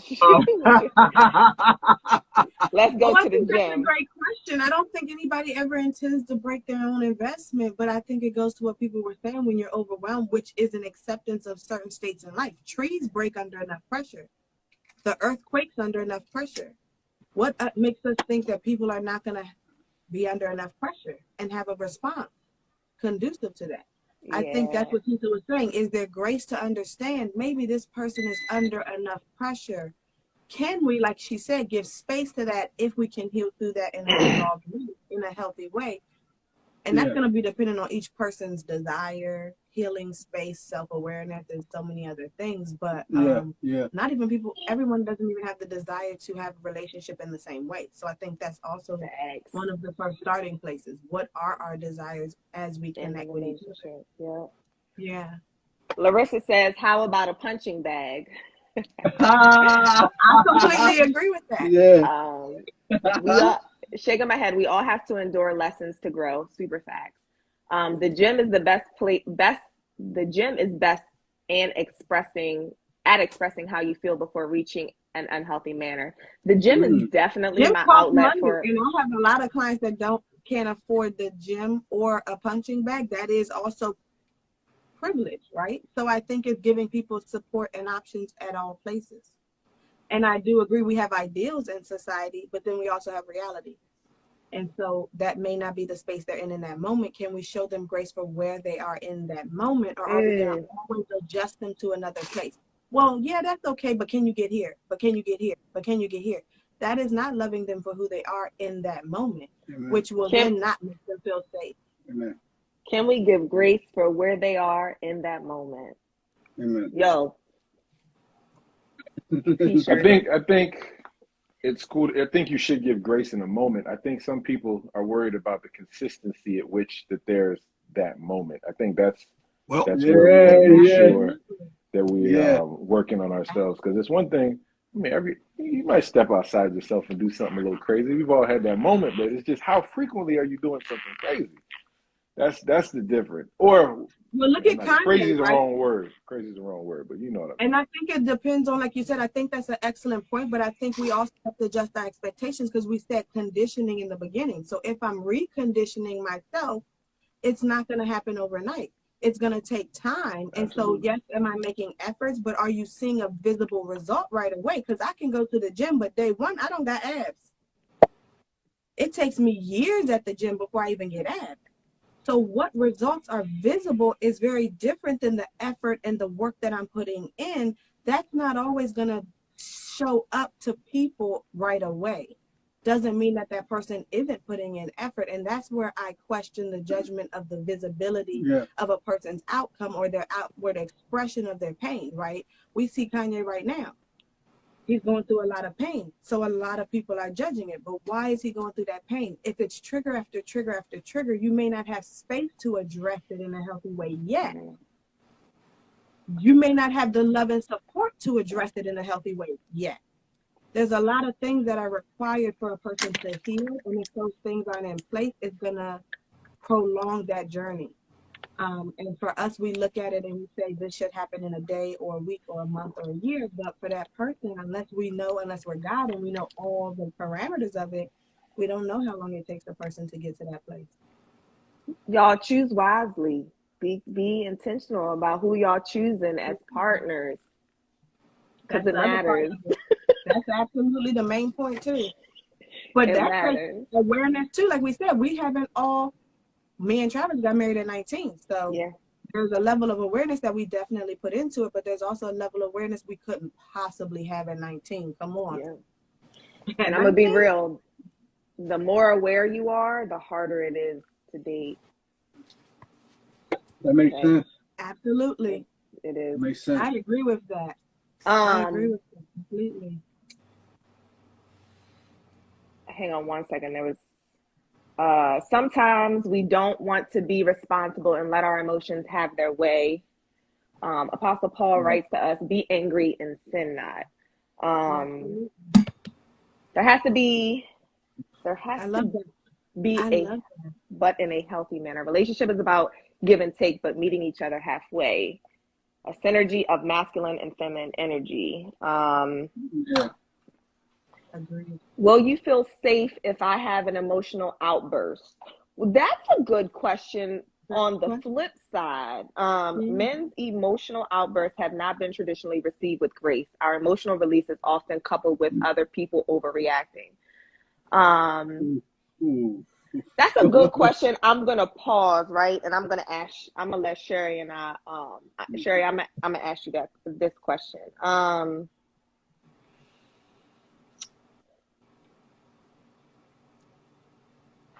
how do you how have you handled Travis's, since y'all have been together at 19 and y'all have evolved into awareness and growth and all, and you know, emotional maturity and all that other stuff? How have you handled, how have you perceived and handled Travis's emotional outbursts earlier on in your relationship?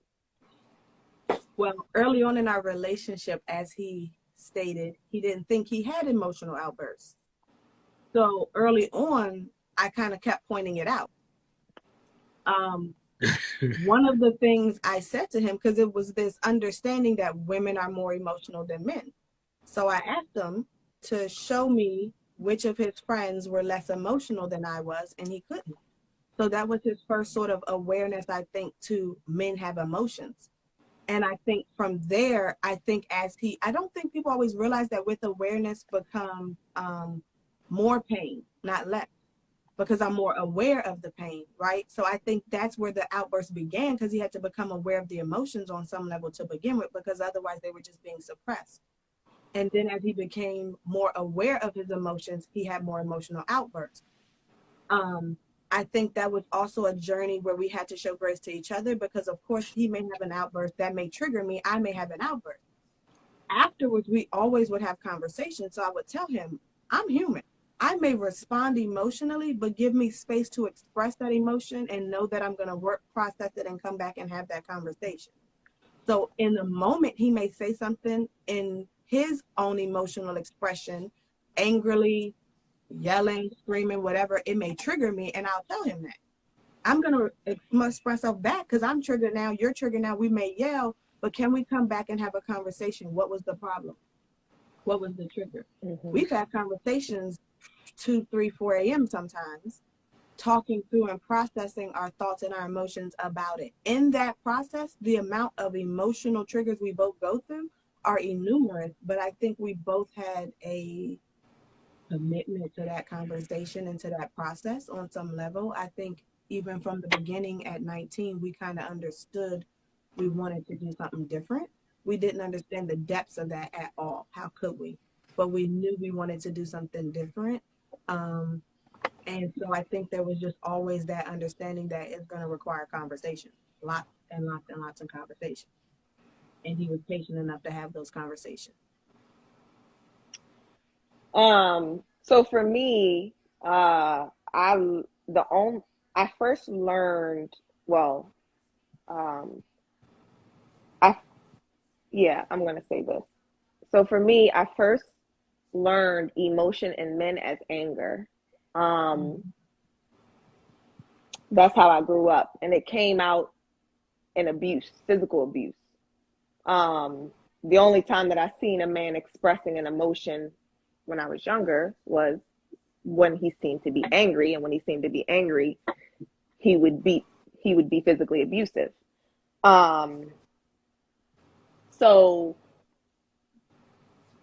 when a man would appear to me as expressing emotion or anger as an emotion, when I was younger, it frightened me, right? Because I would automatically go to, is it going to result in, him raising his fist, and we going to have to sit here and throw blows. I'm going to have to get a knife because ain't nobody putting their hands on me.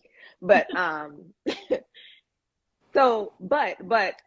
it took experience for myself and seeing that because a man gets angry or because he expresses outbursts of emotion, that doesn't automatically mean that I'm in danger. I had to experience that to learn to give grace before I could give grace to emotional outbursts or what would be deemed emotional outbursts in men.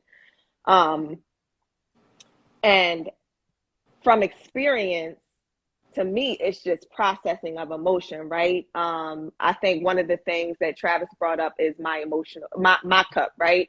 Am I in a space where I can receive or give grace for that receive that emotional outburst, or sit in that emotional outburst or be on the receiving end of that emotional outburst from from a person. And you know, being able, I think a few people said this in the comments, being able to communicate that, right? If there's no space, it's only fair for you to communicate that to your partner. Always check your cup. So being able to articulate, right, when I don't have capacity to receive,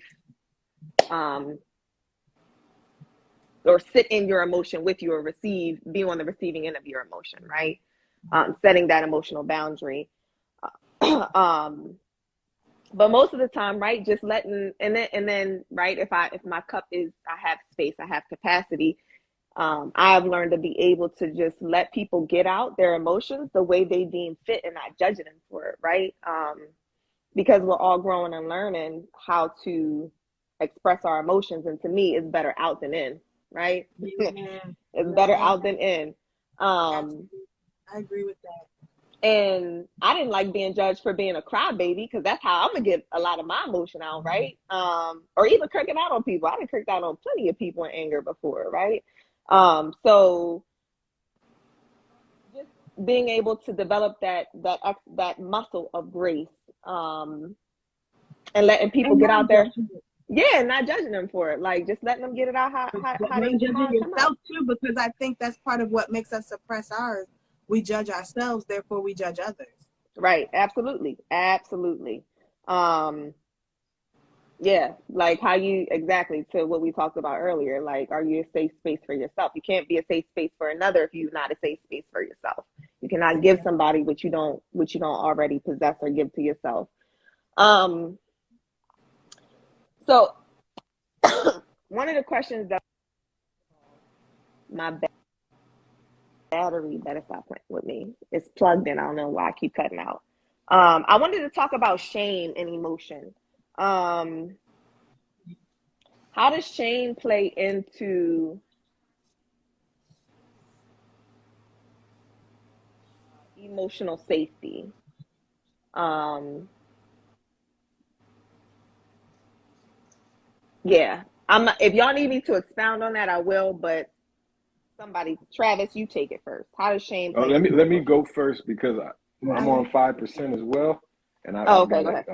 yeah, I've got to get out of here soon. It's been Okay, great talking to everybody, thanks but for I coming think Yeah. I through. think shame is the big thing for men, and I kind of alluded to it earlier when I was saying how my homeboy asked me how a situation felt because he didn't want to be alone in how he felt. And that was, it Mm, was, he was, the way he asked me, I was like, this is a weird question. And he was Yeah, serious. How yeah, did that make you feel? I'm like, this is very specific. He's asking me. And I realized yeah, he wants to make sure that I've felt that way. I want to make sure you feel that way as well. Right? Because yeah, we're all friends. We've known each other for years, but everybody wants, you're a man. You want to make sure you're being tough with your homeboys. But it's like, we're humans. So it's like shame is the big thing because it's you want to make sure that you're physically and mentally strong in order to lead your family, to take care of your kids, your girlfriend, whoever, go to work. Like all that's important, being mentally and physically strong. But you're not always going to be there. You could be burnt out. So I think shame is a really big thing for men. It's men are not vulnerable because talking about your feelings is not really the thing to do. That's where you have to have. That's why I think it's important to have a safe place because I think there is a penalty for men being emotional. I don't want to. We can't act like that's not true.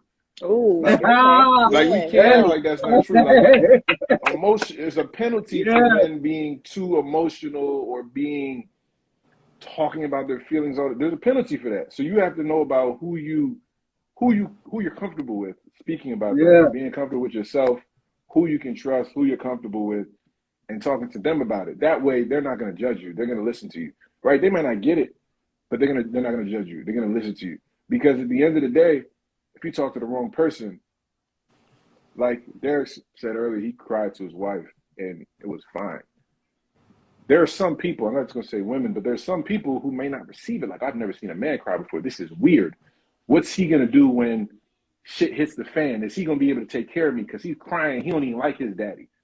That's not an experience. That's not what he wow, wants to hear back. That's not what he wow, needs. But I've heard stories like that. I've heard yeah, men's emotions being thrown back in their face. So we can't Absolutely. act like that's not a real thing that really happens. Yeah. You've got to make sure that you know who to talk to as a man. You can't talk to everybody. I think anybody. I don't think it's just a man or woman thing, but I think for men, it's just for how we're conditioned, just like women are conditioned. You have to know who to talk to in order to make sure that you're comfortable in your place in the world. Perfect. Killed it. Can I ask you one question before you go? Yes, absolutely. As a follow-up to that, how do you identify when someone is in a safe space for yourself? What's an identifier for you? That's a good question. I think you may have to look. That's one of those things where you might have to take a leap of faith on some people. And some people, they put enough equity into your life, right?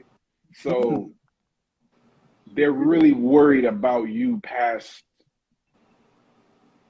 your surface level, right? They understand you in different situations. It's a very nuanced thing.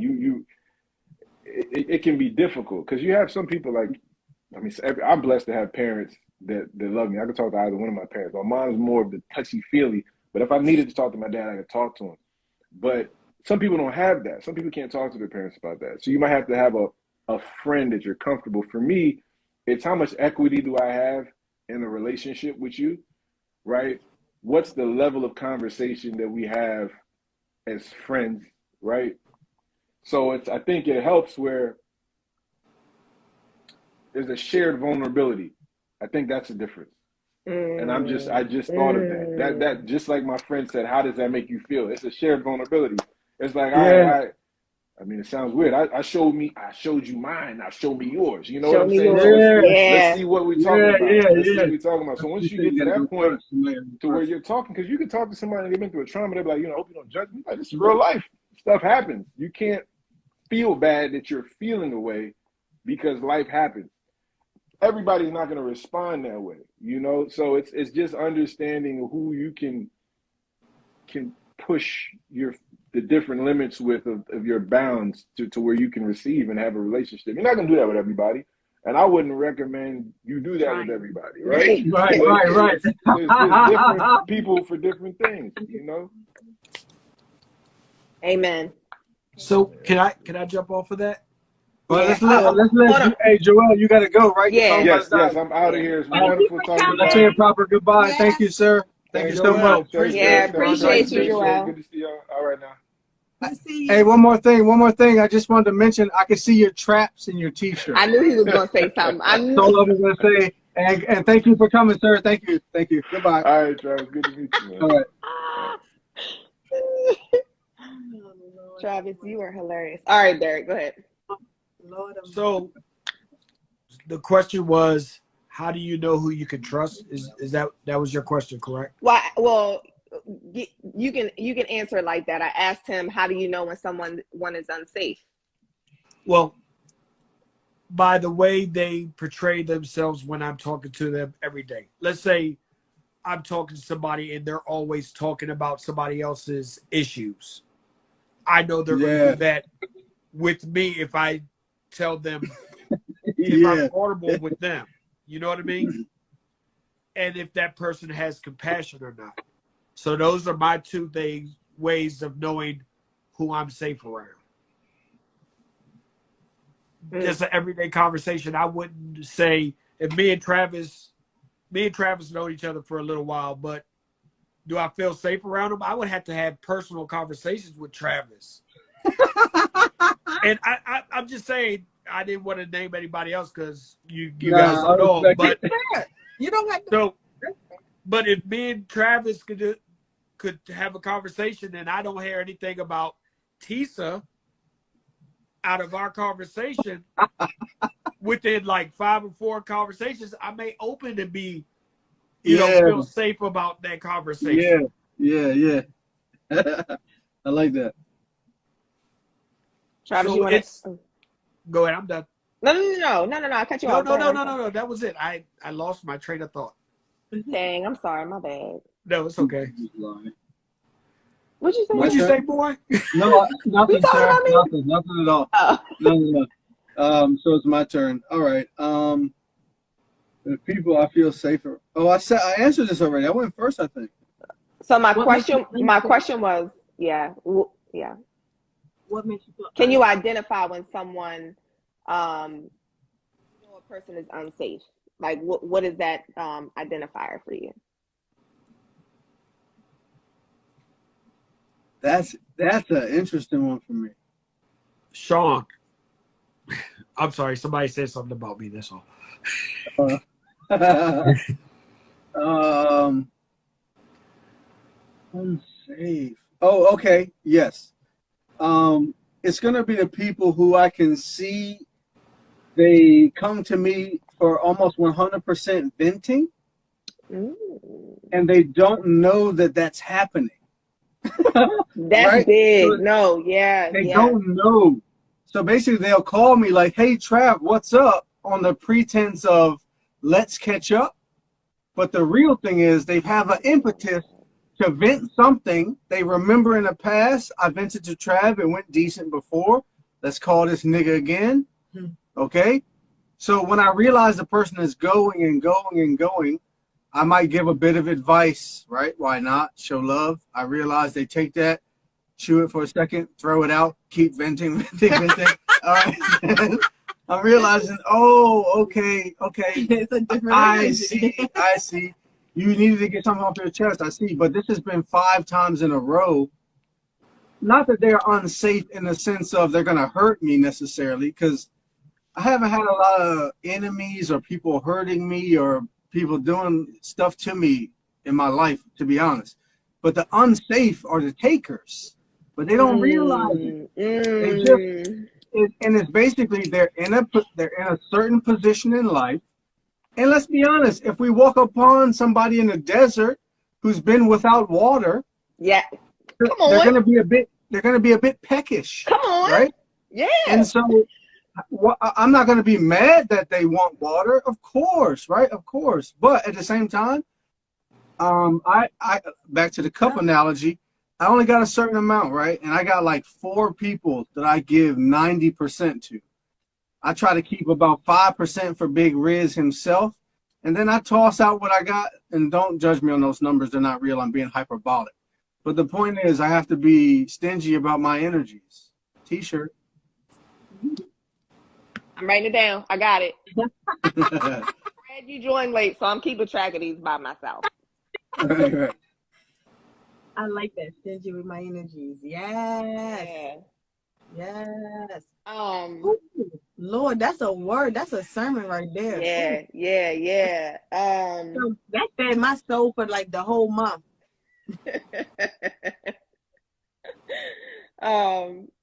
Connection, trauma bond versus true connection. Trauma bonds are a real thing. Yeah. True connection is key. I listen to how they speak about themselves. If they have no grace for themselves or speak poorly about themselves, then they won't have it for me. Amen. Can't have it for me. Wow. Preach. Yeah. It comes down to people's vibes. Somebody don't feel safe around Derek at all. That's what I was talking about. Forget him. That's my boy from elementary school. So Perfect. You remember that screen name. Yeah. perspective. Our best foot forward. Keep smoking, Travis. Keep smoking. Hey, every day. We all put our best foot forward for a while. Time will always reveal, uncover unsafe places. Yes, they will. I like the perspective that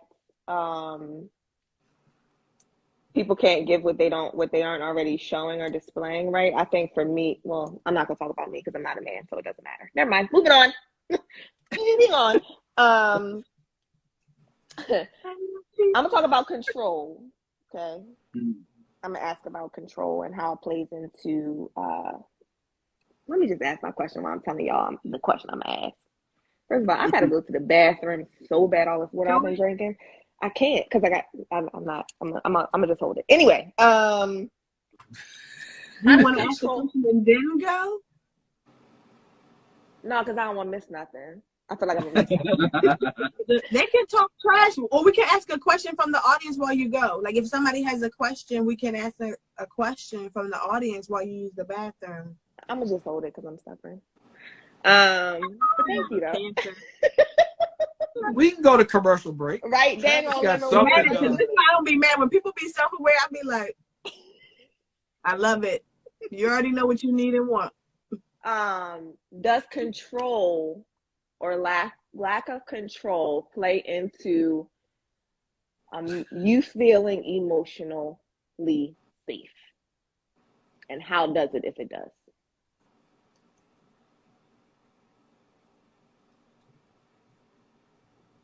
Go ahead, Derek. Does control or not being in control make me feel safe? Does it play Of course. into you feeling safe? It does. It does. How? If I'm controlling the situation, I'm going to make sure my safety is in my hands. I'm not going to give that anybody the opportunity to make me feel unsafe. Does that make sense? What I'm saying? Say it one more time. If I'm in control, I control my safety, right? I'm not going to give a person a chance to take that from me. You understand? If I'm not, that goes with emotional outbursts. Like if I have an emotional outburst, I don't feel safe at all. Am I going off topic? Is that? Are you looking for that? No. I'm thinking about my follow-up question. So if I have an emotional outburst, that's why I said I like to be in control of that, and I start hitting walls, I'm no longer in control of my safety. I lost control. Ooh, Yeah, I like can that. relate to that. I like you that. feel most most safe when you're in control of yourself. And that's how you know that you're an empath, because you're concerned about controlling yourself, I guess, because of the fear of the impact your out of control self will have on others. That's why I say I fight a battle every day. I have to be in control of my emotions to be safe or have other people feel safe around me. Yeah. So that's how my safety is impacted by.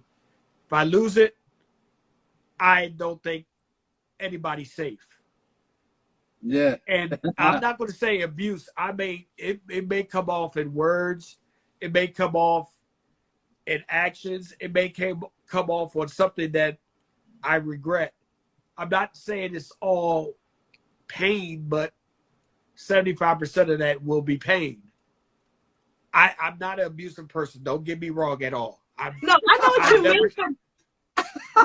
No, I mean, I have to say that. I don't beat my kids. I handle my kids. Don't laugh. I've never hit a woman in my life. So I just want to get that understood. Wait, say that last part again.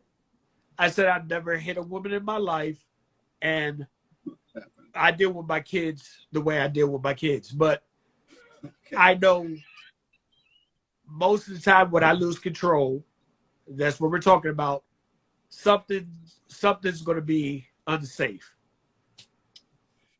I know what you mean, because even if it's just if you lose control and you say something you didn't want to say, right? Like if I call you a name, or I scream or I yell, those are not safe for people, but that's not necessarily how I want to interact with people, right? The same way I just told you, if in an extreme moment I lose my temper and hit a wall, my kids don't necessarily feel safe. Do I want them to feel that ever at all? No, but I want to reduce the harm. That's less harmful than other ways. So that's kind of playing into what you're saying. It's not always extreme. I think sometimes we think unsafe, we think extreme, and there's degrees. But I also think sometimes what we label as abuse is a lack of healing, right? Meaning if I'm hurting, I'm gonna hurt people. That's what we call it, abuse. It's not always intentional, but it still is hurtful and it's still painful to the people around us. So my question was more so not necessarily control of your emotions, right? But control of your environment to feel safe. Meaning, do you need to feel like you are in control of your external environment in order for you to feel safe? Okay, so I was taking it a different way. Yes, I need that. I need to be, if I'm driving a car, I need to make sure I'm in control of that car to feel safe on the road. You understand? When I'm in a car with my wife, I still want to drive the car so I can feel like I'm safe on the road. So I need to be in control of my environment. So, Okay. yes. All right. Let me ask you this: how do when you are not in control of your external environment, how does that affect you emotionally, Um, or how does that affect you? I can get anxious. I can get nervous, anxiety.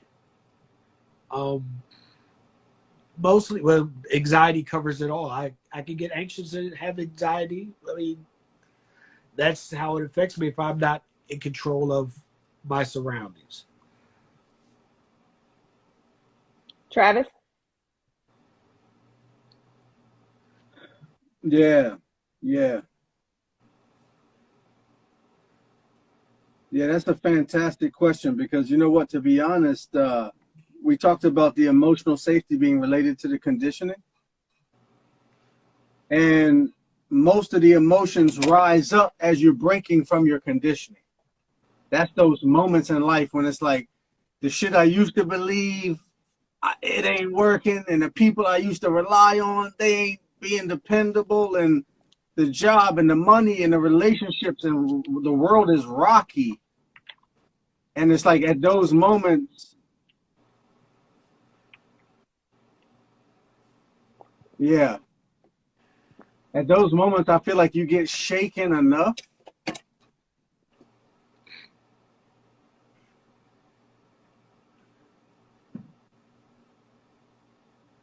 Yeah, okay.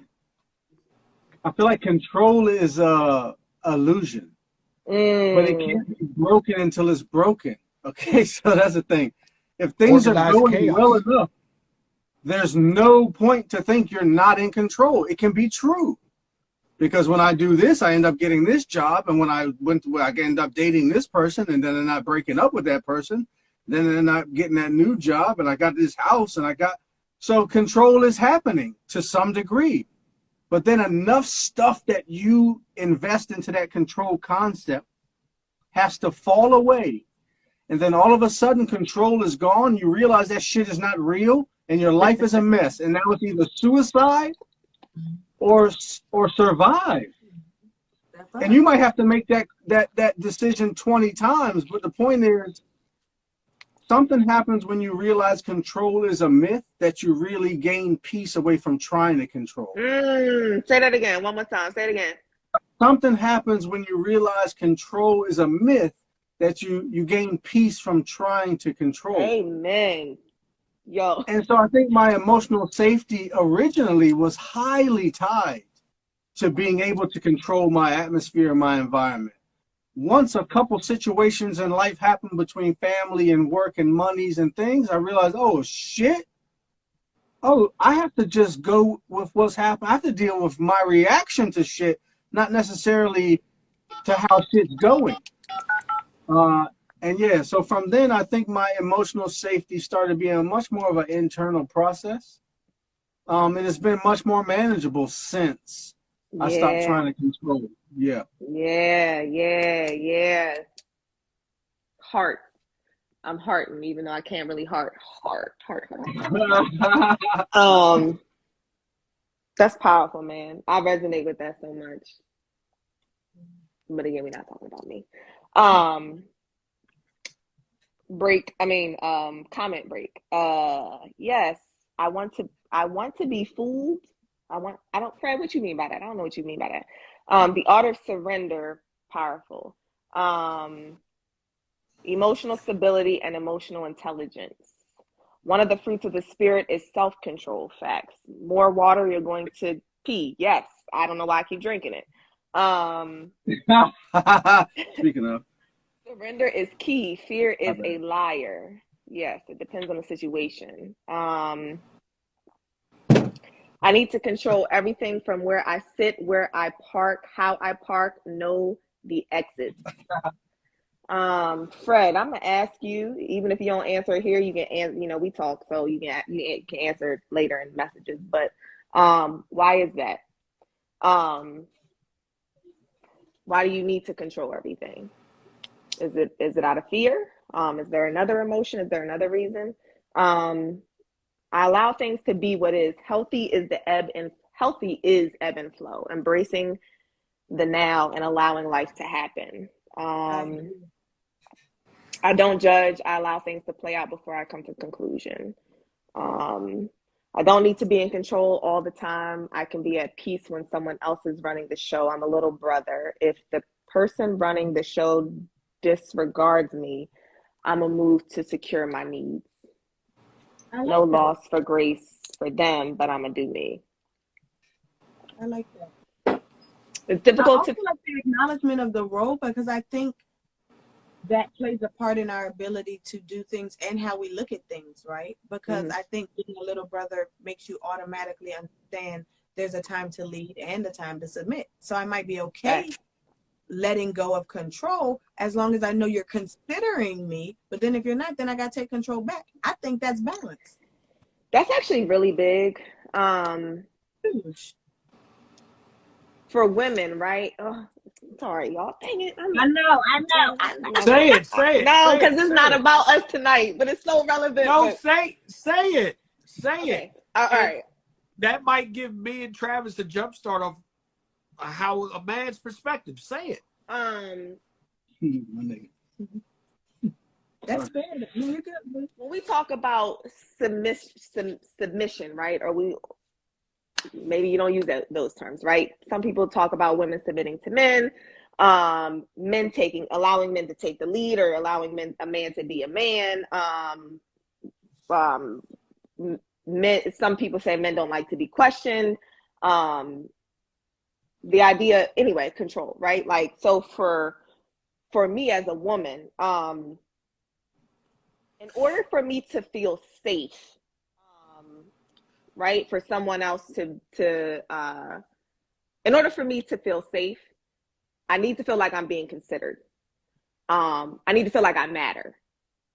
In order to allow someone to, as a woman, a man to lead me, or to feel safe, not even allow, because that's not really what it's about. In order for me to feel safe for a man to lead me, I need to feel like I matter. Who I am matters. My emotions matter. What I desire matters. All of that. So yeah, I feel like you matter, right? A person mattering, a person considering the other person plays heavily into allowing another person to control and allowing the other person to sit back and run the show or take lead. Cherry, comments?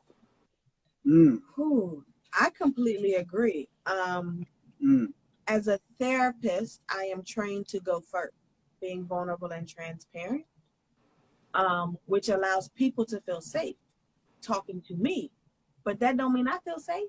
And that's something people don't always realize, even in relationship with family and friends. Because you feel safe doesn't always mean the other person feels safe.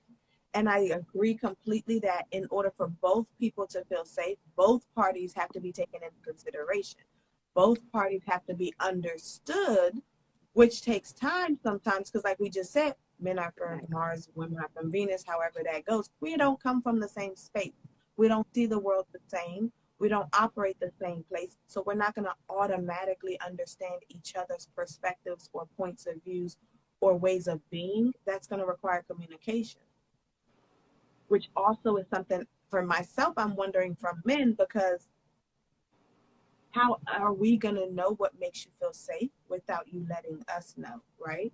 That requires communication. In my experience in therapy, the women want to talk about it. Men don't want to talk about it. So how do we get to a place of understanding if we're not talking about it?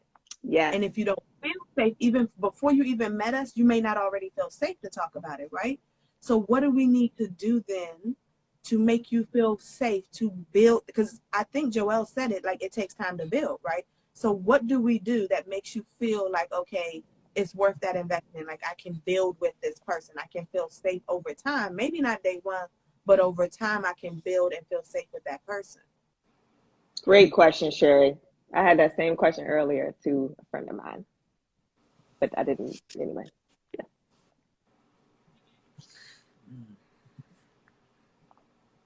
I can answer that, I think. Is that what's happening? Go ahead, yeah. Yeah. Okay. I gotta start out with step one. Like, hopefully, the woman who has enough emotional awareness to know she requires a certain amount of safety, and so does the man. If she knows that, hopefully, she hasn't already found herself in a relationship intimately with someone that she has to ask the question to. That's unfortunate. We already have something gone awry. Ask the question. Which question? So you're like, to ask the man, what do I need to do to make you feel emotionally safe? If you're having to ask that question to someone you're in an intimate relationship with, something's gone awry. Because these things should be part of the initial stages of building to an intimate relationship where you can address. Now, sometimes it happens like me and you. Sorry, Derek. Maybe this will help you with your objection, maybe not. But you and I got in so early, I was going to say, most people do. But so if that happened, what I'm saying is, like, if you're 30 and you're starting now, hopefully you're not having to ask this nigga, like, I got 2 daughters, so sometimes I can get a little bit reactionary about questions like that. So people don't always know how they end up in the relationships. It's not very helpful for me to say, hopefully you're not in one already. Like, that was a bit of a vent from me. That's not helpful. That's protecting the women. Yeah, sorry. But so, like, if I can be a little bit more direct and helpful about the question, because yes, asking that man that question, who cares how you got there? What I would say as a man, I would say, like, it would be that in the things that we do that bother you, which there will be things. Yep, always.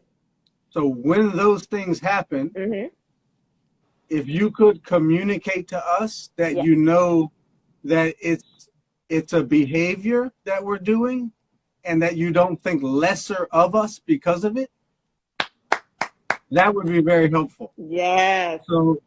So, and I'm not saying that is your job. I'm not saying that it's a woman has to do that, or that a good woman does that. None of that bullshit. Nothing about that. You don't have to do this. That's that nigga's job, first off. He got to do that shit himself. But if the question is, how can you help? It would be to help separate his behavior from who he is as a man. I love that. And the conflicts. And let the man know that you care by asking him, how are you doing? Not many women ask their man, how are you doing? We ask, hey, baby, how you feeling? You okay? Do you need anything? Believe it or not, we need that too. That opens, what'd you say? I like that. That opens the door that we know that we are in control and that you feel like we're in control. Like, baby, how are you feeling today? Well, I had an effed up day. You know that man's not in control if he tells you that. So let him vent. Let him tell you what's going on. Then he will feel as though he's in control and you can then trust him. So ask a man the same questions you would like for us to ask you. I see what you're saying. Reciprocation of that. I like that. So that's how the control helps us. That's how we know we're in control. That's how we understand control, by if our women or our children give us feedback and ask how we're doing. You know what I mean? Co-pilot is going to always ask a pilot, are you okay? Do you want me to take over? Because sometimes a person in control has to let somebody else take over for a time, but bring it back. Yeah, okay. I like that.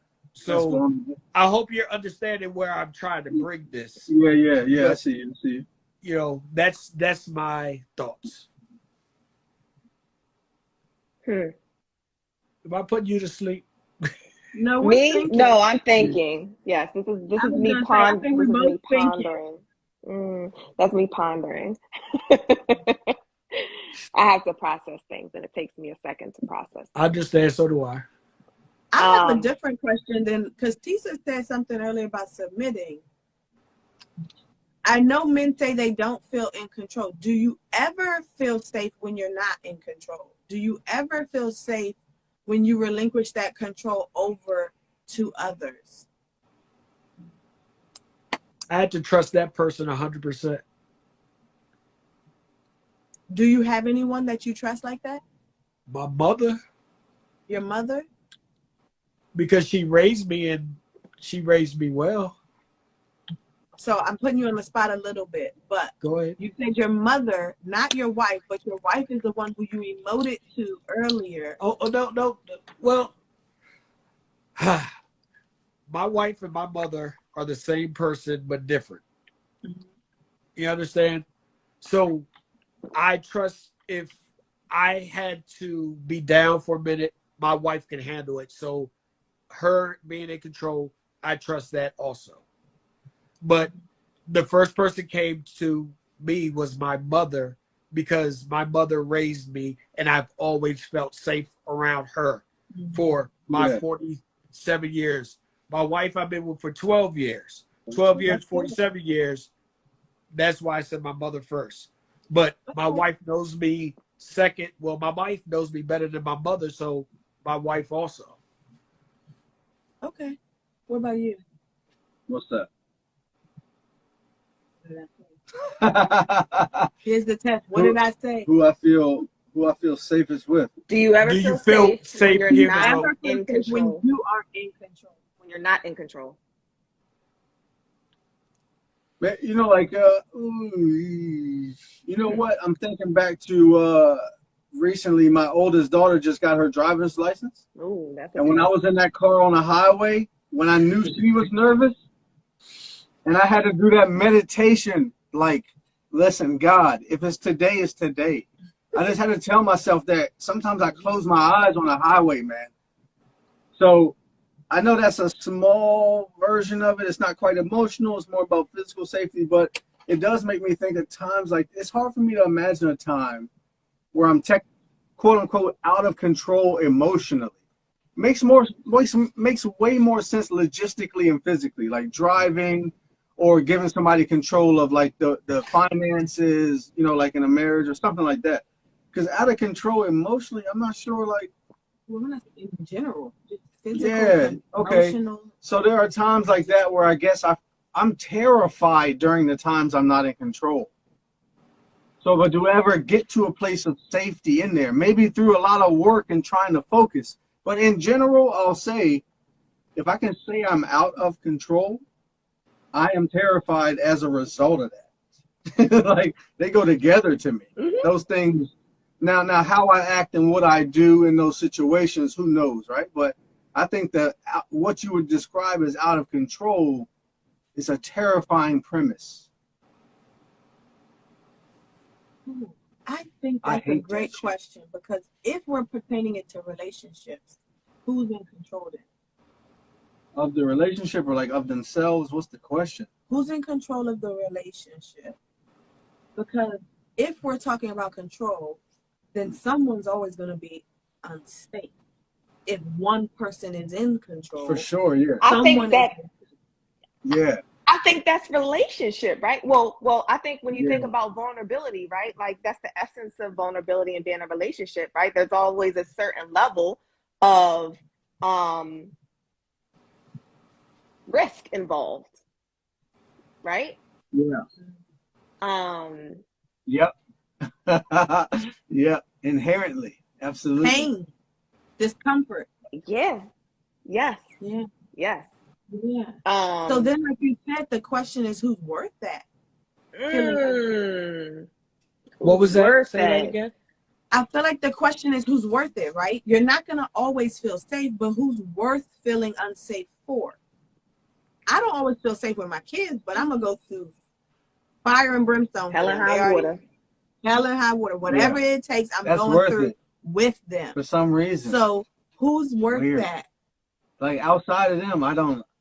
I mean, you and them are together for me now, like in my life and in my Separate head. us, nigga. Sorry. Separated. Nah, man. If I separated, you might come I second. need my own key. Then that's a problem too. Okay. No, Well, I should come second. I agree with that. I come second. I'm okay with that personally. she's saying that now, but let some shit happen where she don't get changed first. Because I'm a Cancer. Yeah. Duh. She can change. Duh. But I'm going to tell you what I said, right? Like I said by what I said, put them first, but I'm going to be in my feels when you don't put me first. Yes. I'm owning all of that. That's such a I own setup. all that. Such a setup, man. I'm just being honest. It's like, follow what I'm saying. I know myself. I I love want that. my baby. Sherry, I love that question. In a relationship, you need to have balance. There's certain things balance I let is my wife key. control, and there's certain things that I can control. I know what I'm good at. I know what I'm not good at. I know what she's good at. She never knows what she's not good at because she's a woman. But that's besides the Not with the point. judgment. Dang. Okay. No, that's a joke. That's just me and her. We know. If y'all see a fist come across, don't Right. worry about that. It has to be balanced because I can't control everything. I can't control my children as much as my wife can control the kids. I can control my dog better than my wife can control my dog. Okay. So you understand where I'm coming from? Yes. The circumstance. There's balance somewhere. You had to learn when to say, okay, babe, you got this, or look, I'm gonna take lead on this. Absolutely. We I all love have that. individual strengths, right? Self-awareness though is key. I think Yep. being self-aware and comfortable with the fact that your strengths aren't in every area. Correct. And there's And how comfortable are we growing in those areas we're not naturally strong in, right? Are we comfortable risking and stepping outside our comfort zone and saying, this is not something I'm naturally good at, but I'm willing to try and develop? I think that goes to what you were saying earlier about conditioning. I've been conditioned to do certain things and to be good at them, but through conditioning, you can also be good at them. True. So it's not that you will feel safe instantly, because none of us feel safe instantly. I mean, I don't think a baby comes into the world feeling instantly safe. They can't do nothing on their own, but they learn to feel safe through certain things. So as do we, which means in an area we're not naturally safe feeling, we can also get safer. Yeah. We can develop senses and things and skills and coping things to make us feel more safe. Yep. And so I think that also goes into how willing are we to step outside that comfort zone? And who are we willing? What characteristics do we see in a person that makes us willing to step outside our comfort zone for them? So somebody asked, what type of control are you talking about? The topic seems broad to me. Control is a strong word, I guess, because I'm not controlling type when it comes to relationships.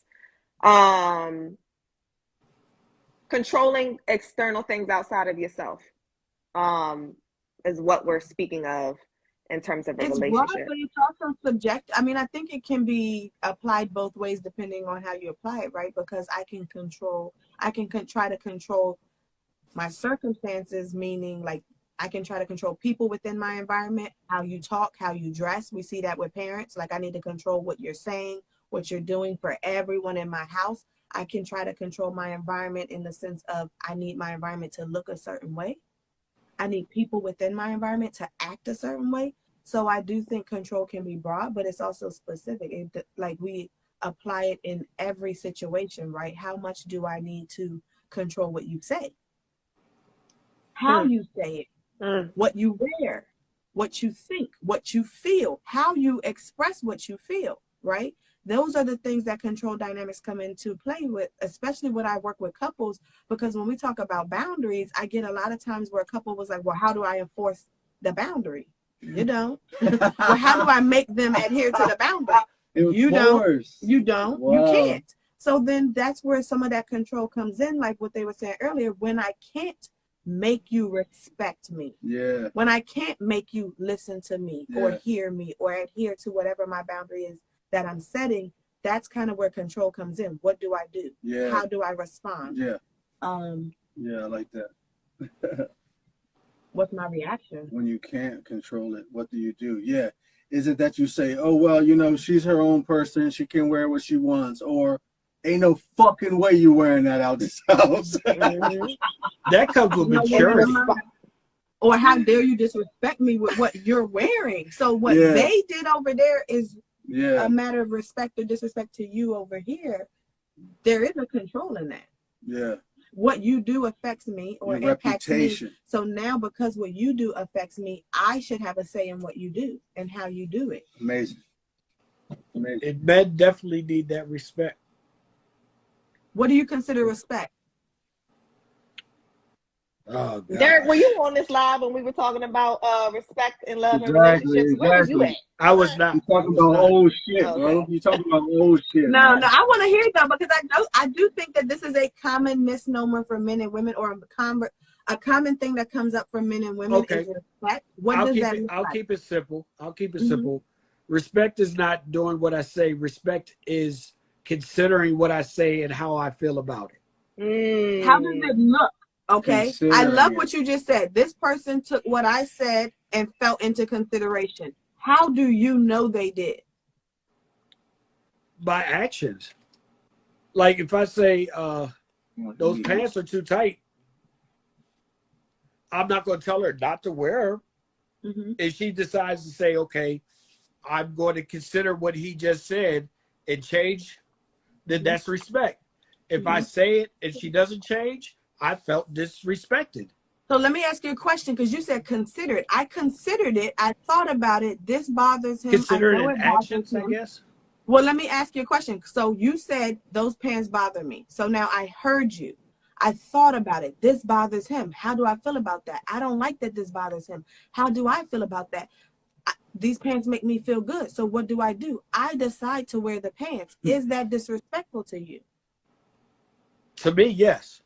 So respect for you is obedience, not consideration. That's not obedience. I didn't tell her to change. But you did. You did, because the only outcome I said, I think they're too tight. I never said right. But what I'm saying is, even though that's your communication, the only response that you consider respectful is her obedience to what you just said. Because if she considers it but doesn't change, that's not considered respectful to you. Even though she considered it, she thought about it. She took your feelings into consideration. She thought about it. It matters to her what you feel. But that doesn't mean what you feel is more important than what she feels herself. So she chooses to wear the pants. You're like, no, disrespect. So Derek, let me ask you this. How can I, if I'm your wife, right? And you say to me, I think your pants are tight. How can I express that I took into consideration your feelings, right?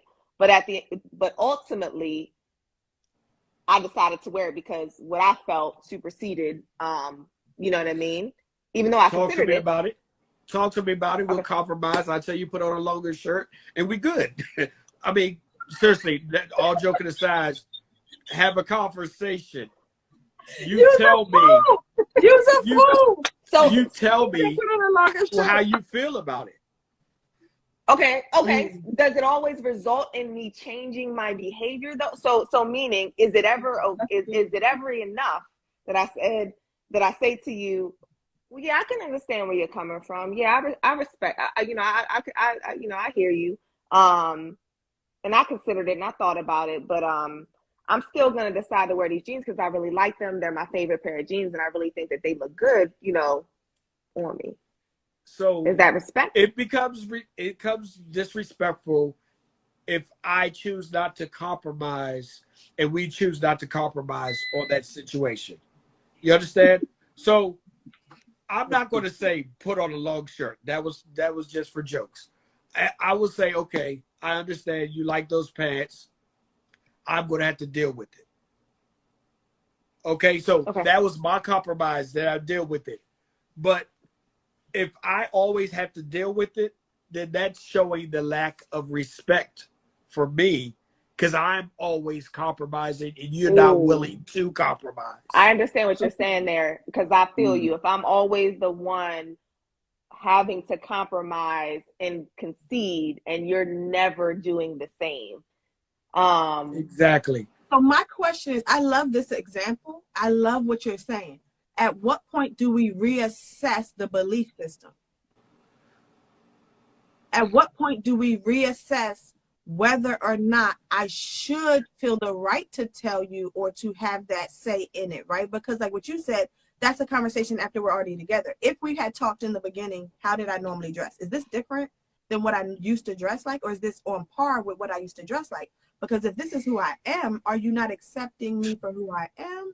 So in the beginning of a relationship, I have to take that person for who they are. I'm not trying to change nobody, because nobody's going to be able to change me. I change on my own to see how that person feels. Then I decide to change, and I expect that back for me. So if I know you dress slutty when we first met, that's something I was attracted to, and you're going to either continue to do that because that's what you want me to be attracted to, or you want outside things. If I have a problem with it, it's something that I should have got earlier in the relationship and told her. But the longer you let it go, I mean, so would you feel like that's disrespect if you've never said it? And that, like, if I never no, told it's you, not disrespect if I never said it, because I never said it. So I mean, if you never said it from the beginning know, of the relationship, but you're saying it now.